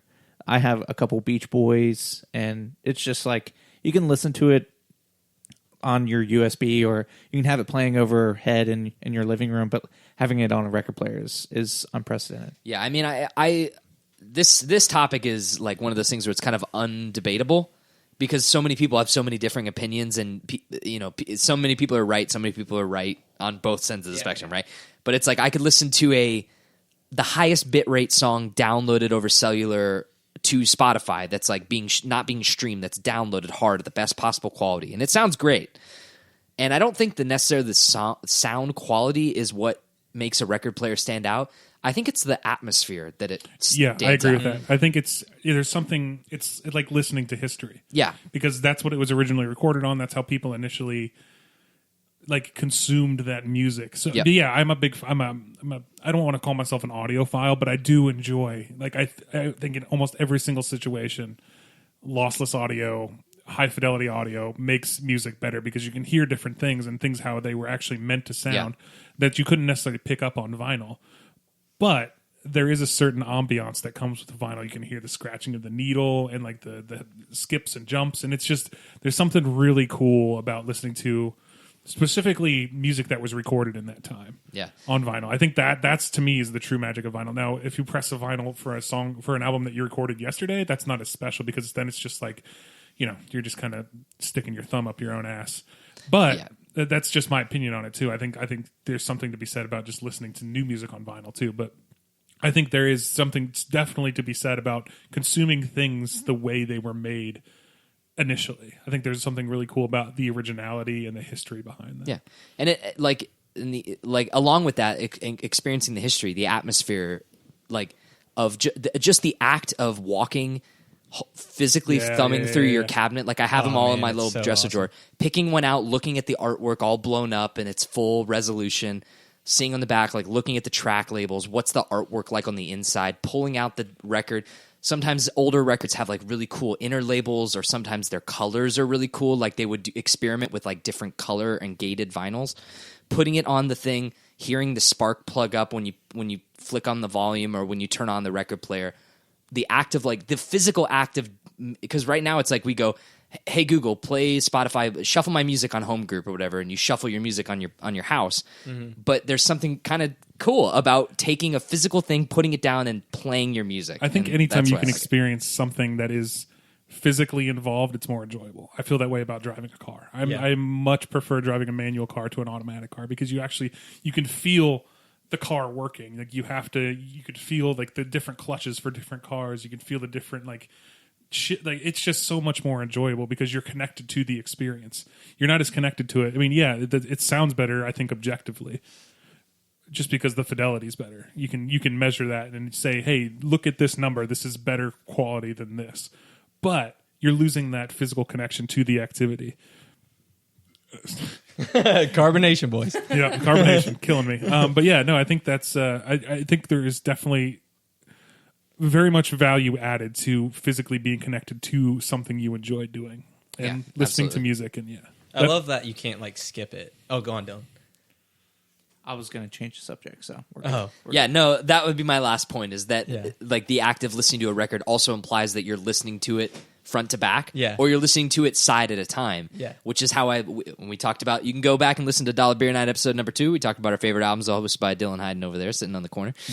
We talked about how my favorite way to consume music is front to back in the context of a record, and that's what listening to a record is. Yeah, when you put a record on, you're listening to that You're record. committed, Yeah. because it's a process to take that shit off and move it. Yeah, it's you're like, well, yeah. we're into this. How do I song. calculate 3 minutes and 20 seconds to skip this song? Yeah, exactly. What I wish to collect forever and ever, amen, is bourbon and scotch. Yeah, baby. Oh, really? Yeah, I think it would be cool Interesting. because if I had endless amounts of money, I would track down Pappy Van Winkle. I would track down some of the obscure bourbons that are hard to get your hands on. And every time I go to a liquor store, and this might mean I'm a little cheap, or I don't know what it exactly means.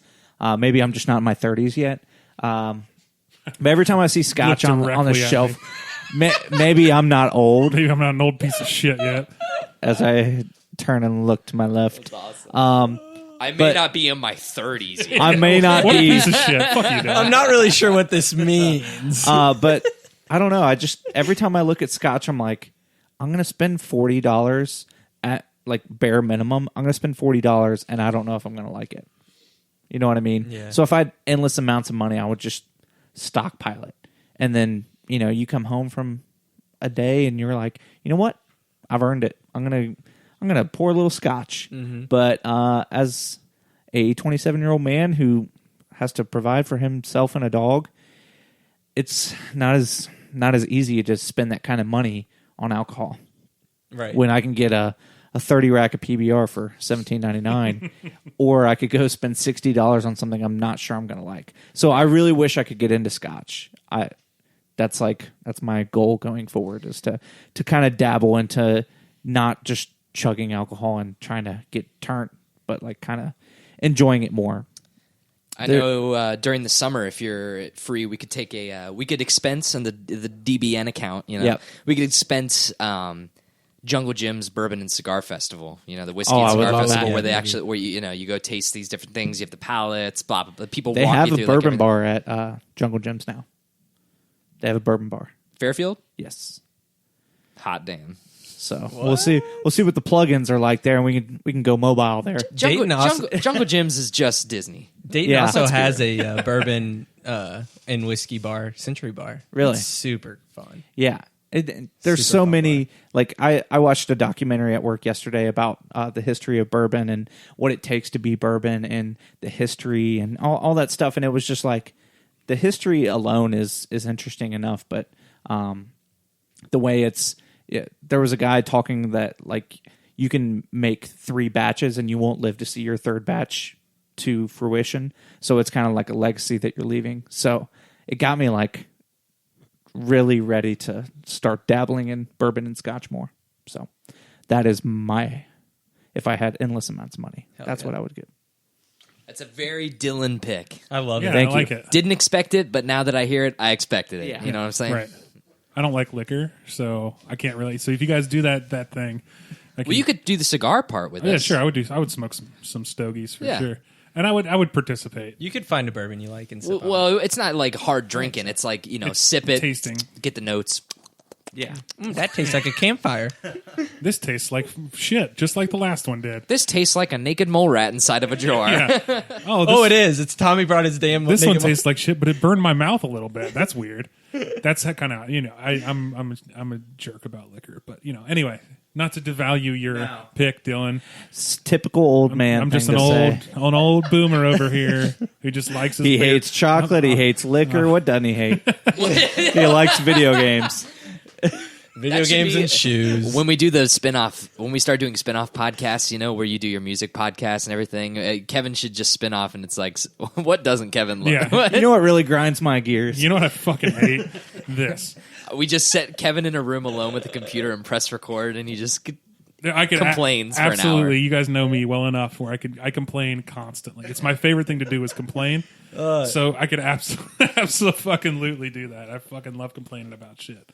But yeah, I guess for me, mine would be like high performance cars, like historical cars, like old American muscle. Oh man, Yeah. Old American muscle, and then like hyper cars. Yeah. Like I would have a Veyron tomorrow if I could afford it. You know what I mean? I would have a Bugatti Veyron tomorrow if I could, because not only does it look amazing, but it's just the engineering. I think it has like just ridiculous stats to that. Like it has like 17 radiators just to keep the engine cool and stuff. It's an astounding piece of like engineering. That plus it's, it goes 250 some odd miles an hour at full chat. So just stuff like that, engineering marvels I love, especially in the automotive world, because I love to drive. Driving is fun to me. When I had my little Mazda MX-6, it was like a little race car to me. I would drive it every day like a race car because I love shifting gears. I love downshifting for turns and shifting back up. And, when you're trying to pass somebody, drop a gear and disappear. I love that shit, man. It's so much fun.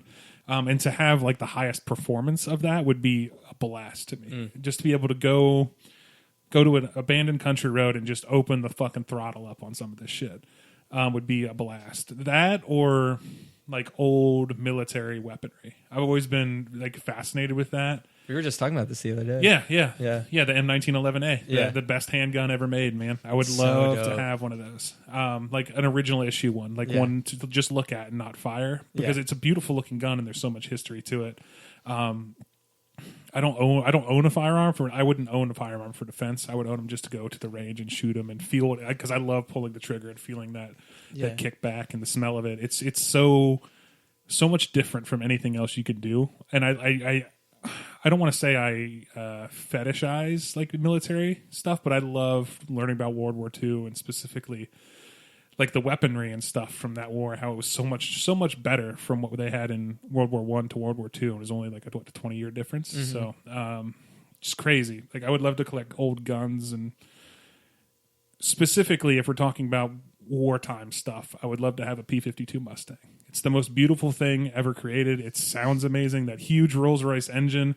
When you hear that, like it's such an iconic noise. Even if you know what a P-52 is, you know what it sounds like. It's if you've ever watched any World War II war documentary and you hear that low hum of a fighter plane, that's a P-52 and it's iconic. It looks amazing. That I would own one of those just to look at it and maybe have somebody take me up in it. But yeah, that's what I would collect, is just big, expensive rich boy toys. Hell yeah, dude. I think that's like it's like one of the things that I put in like mine was that like the Tesla trucks coming out. I want a Tesla truck. Here's what I would do. Those Carvana commercials where they have the car vending machines? Yeah. I would just have I would have grain silos of just cars and airplanes, and I would just be like, what do I want to play with today? Dude. Oh, P-52. Yeah, that's what I would have. I would have like 4 or 5 grain silos just full of like, I want to fucking drive an Abrams tank today? Great, let's get that down. And then I'll drive the fucking Pagani Zonda later to go home. So that's what I would do. I just want to own a Carvana dealership is basically what I'm getting at.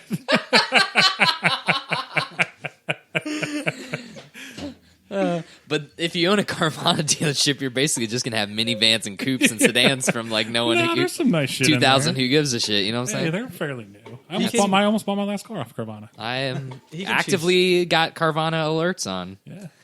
I want to go to that vending machine. I know, right? There's only like in Georgia and maybe I think one in Indianapolis. There's one in Indianapolis. Yeah. That's the closest one to Cincy. Tommy, what about you? Endless amounts of money. What would you collect? I like that you've been Segway Man. Thank you, dude. For each sorry about that. portion I can't is help it. No, I like Dylan it. being Segway Man. No, it's fine. I mean, It's I good. wouldn't want to be like, hey, Tommy, what would you want to... Thanks for I asking, need- Tommy. Yeah, I need one of you guys. Glad you asked. Endless amounts of money.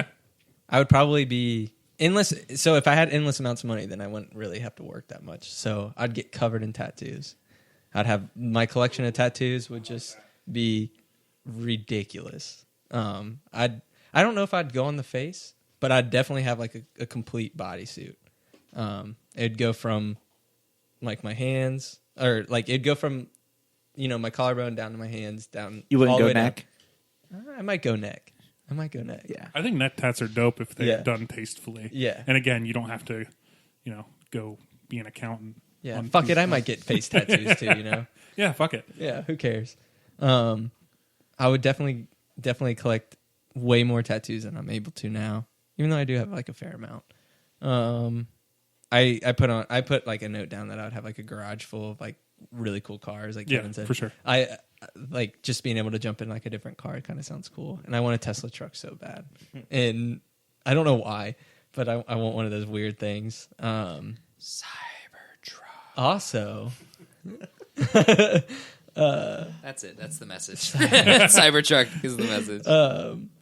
I already kind of do, but if I had like an unlimited amount of money, I would buy like all the Lego sets and just complete a Lego set every day until the rest of the day I died. Legos are on my list as well. Yeah. If I had space and money, yes, Lego sets are one, because again they're interactive, and so they provide like an experience that you can do. Like not only after you're done, you can enjoy them, but man, every time I go to the GD Kenwood Mall and I see that Lego store and they've got that Black Series Death Star in the window, I look at that thing and I go full mast every time. Yeah, dude, and it's so expensive. It's so expensive. It's like $700. Yeah. It's insane. What kid is getting that? I don't know. Like Jeff Bezos' son? That's That's probably the why it's still only in the human. window. Yeah, exactly. I don't understand. One of my favorite Christmas gifts was my mom got my brother and I the Millennium Falcon from Empire Lego set, and we shared it. And this, again, revolving back to my first topic thing of wishing I took more care of shit. Yeah. We took that out, tried to build it, got frustrated, and then we just built our own things out of it. And I didn't appreciate that back then. And now it's like I may never have that set again because all those pieces are everywhere. Yeah, they were mixed into our Lego bin. But I didn't realize, like, Zach, just wait a few more years. You're going to see Empire Strikes Back in a new light and realize that's one of the best movies ever made, and you're going to really wish that you had that Falcon. Yeah. Oh, my God. So, yeah. Legos are rocking awesome. Legos are so cool. Yeah. Legos are another thing where, like, after you build it, you're like, where the fuck do I put this? Yeah, so, right. like, it's Exactly, like yeah. I get done with it. Like, I'm so jacked to build this Lego. And then afterwards, I'm like, I don't know where the fuck. That's how I am with puzzles. It's like I love doing puzzles, but it's like, I love well, it's puzzles. done. What do I do with it now? I mean, I'm not going to glue it together. I Take a guess. selfie with it. Yeah, I guess I'll take it apart. Yeah, take it this apart. sucks. Yeah, if you just had, like, an endless amount of, like, wall space, Yeah, dude. just, like, put every puzzle you complete, like, in a frame. And throw Do you guys remember Puzz 3D? They were like No. little foam pieces. Yeah, I remember those. Me and my this is speaking of not taking care of shit. Me and my brother, when we were in high school, we put together the Cathedral of Notre Dame, and it was awesome because it was one of their. I think it was one of their hardest ones. I don't know. We convinced ourselves it was anyway. And we put it all together. We were missing one piece, and it's because our dog had gotten to it in like sometime during the day and like chewed it up. Damn. And so it was like it's still like it guts me to this day to think about. We were so close to completing this cool ass puzzle that we could have had a display piece for forever. But then Odie, R.I.P. Chewed him up. If I could throw one more into the... If I could collect anything. This isn't even one of those things where I need unlimited money, but I'm trying to do it. I have a couple in my collection over the past year, but something that I really wish that I would have collected, especially when I was a kid, is movie ticket stubs. Oh, dude. Yeah. My girlfriend is really good about keeping all those. Good. Tell her that kudos and to keep doing it because, man, I regret not holding on to some movie tickets. Not even because I don't think there's any way that those are going to net me any gain. Yeah, but they're cool. They're cool, and they're a little piece of history too. It's timestamps, it's dates, so over I know it's not incredibly. Who knows? Time will tell all. But like, I saved my ticket stamps from the sequel trilogy for Star Wars. Mm-hmm. Saved my ticket stamps for Infinity War and Endgame, now the highest grossing movie of all time. So it's like that might hold some significance. Maybe, it might, yeah. I mean, like, I'm sure there's people out there that held on to their Titanic tickets, and maybe they're significant in some way. But yeah, it's just cool. I sent you that picture of my ticket stub from the last Star Wars movie where I had it in like that Pokemon card. Right? Yeah, you did. Yeah, you sent that to me. And I have that just sitting on my shelf, just alone, and it's like little card protector thing. Ticket stubs is cool because that's one of my favorite memories is looking at my older brother's like ticket stub collection and looking at all the cool shit he went to and like, man, I wish I was older so I could go to cool concerts. And oh yeah, yeah, and dude, Emily's collected them since we started dating. So sometimes she has them like in a shadow box. So I'll peek in and be like, oh, I forgot we saw that movie together. You know, I mean, it's cool. Yeah. Yeah, very cool. Does she collect the concerts you guys go to too? Yeah. She Like, puts all the tickets in there. Yeah. It's cool. Yeah, I like my concert ticket. I've luckily been good about concert tickets. I Like, have not, and I'm really upset about it. I always end up tossing them because I'm a dummy. Or it's like you a empty digital. the pockets when you get home. Yeah, it's digital, too. or I printed it out back in the day. Yeah. It wasn't like a physical stub from a will call or whatever. So I know. I wish I had all my scene kid shows I used to go to at the Attic. Rest in peace, the Attic in Dayton, Ohio. Another thing that it only jarred it because me and Kevin were talking about it earlier. Those notes that I had. When I was looking, yes, dude. Reading back on some of the notes from high school, it kind of just takes you back to a time or place, because the day-to-day stuff is kind of hard to remember, and having a note from someone and telling you exactly what's going on that day, it's like, it's like it transports you back in time almost as well as music does. It was cool to read some of that stuff and see some of the pictures I had from baseball games I went to. I actually had a picture me and Kev were looking at. We went to a Cubs-Reds game, and it was at Synergy Field, and you can see them building Great American in the background. They have like construction and stuff. that's super rad. But those kind of pictures, I don't know the last time I've looked at them. I didn't even know I had them. But, as soon as I saw them, I remember everything about it. So it was cool to read those notes. And just recently, I got rid of all my notes from junior high. Yeah. But I took some pictures of some funny ones and discarded the rest. But it was cool to look back at that. And it was weird that I kept them, but also it was nice that I kept them. I think I still have like a Tumblr or something sitting somewhere of like not all of them maybe, but a lot of them that Aaron used to pass me in high school. The notes that she. I think that's like a lost thing. Do kids just text each other now? No, dude. They Do have people to. pass notes I have- anymore? yeah. I don't know.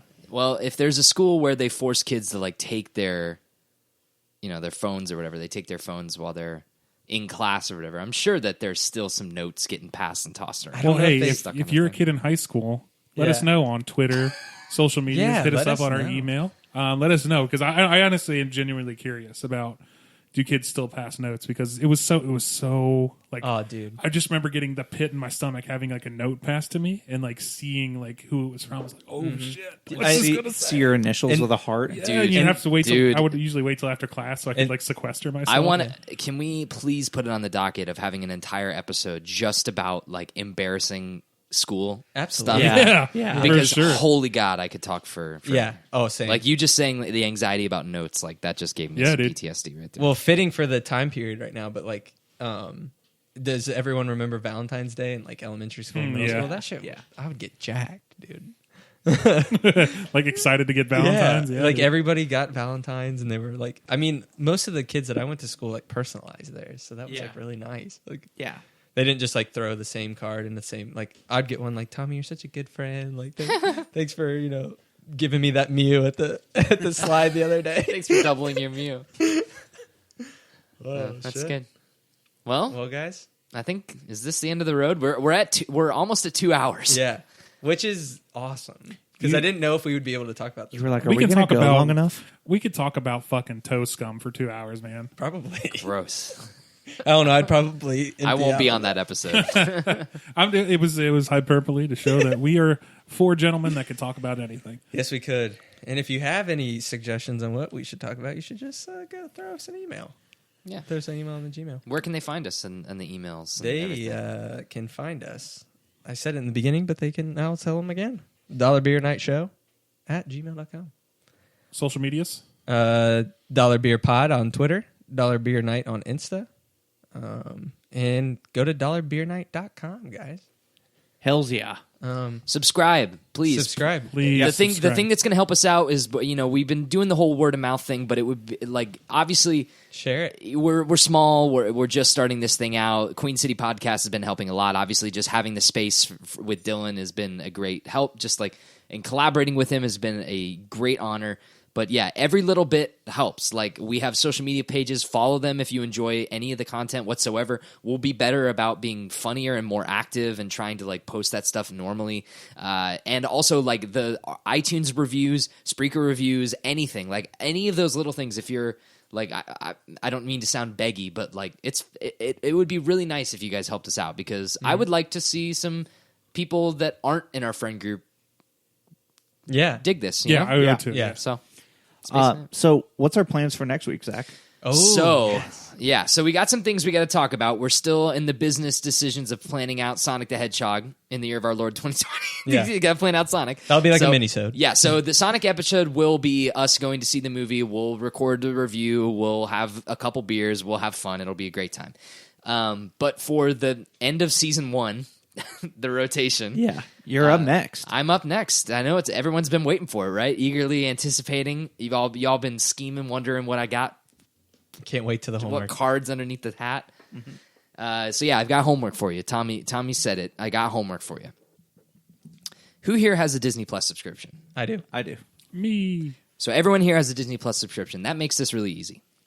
Your homework is sometime in the next week or two, depending on when we do Sonic and when we can get my episode recorded. I've got homework. I want you all to watch the 1994 Aladdin, Okay. and I want you to watch the 2019 Aladdin.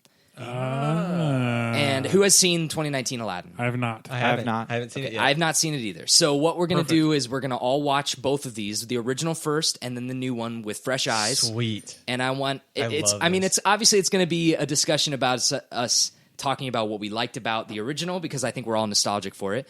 And then it's also going to be talking about what we feel about the new one. Oh, and boy. so I know that it came out to divisive reviews, but obviously it's been the dust has settled. We can now talk about what in a sequel or reboot works, what doesn't work, what changes we liked, what changes we didn't like. And so, I'm really excited to dive into a full-blown single movie podcast with you guys. I think it's gonna be a lot of fun. This is my second favorite Disney movie. Like after Lion King, Same Aladdin is very close second to Same me. here. So this is going to be It's no Hercules, but it's pretty good. Hercules is Hercules great. is really like good, underrated Disney movie. If Diesel wasn't named before I got him, he would have been Pegasus 2. Oh, that's pretty cool. Yeah. But then we wouldn't have the Diesel Dome. We'd have the we'd have the Pegadome. The Pegadome. The Pegapod. And that has a lot of connotations with it Right. that we won't get into.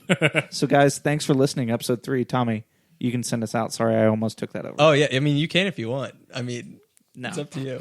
No, I appreciate this conversation. I think I got what I wanted out of it. I hope the lesson you guys all learned.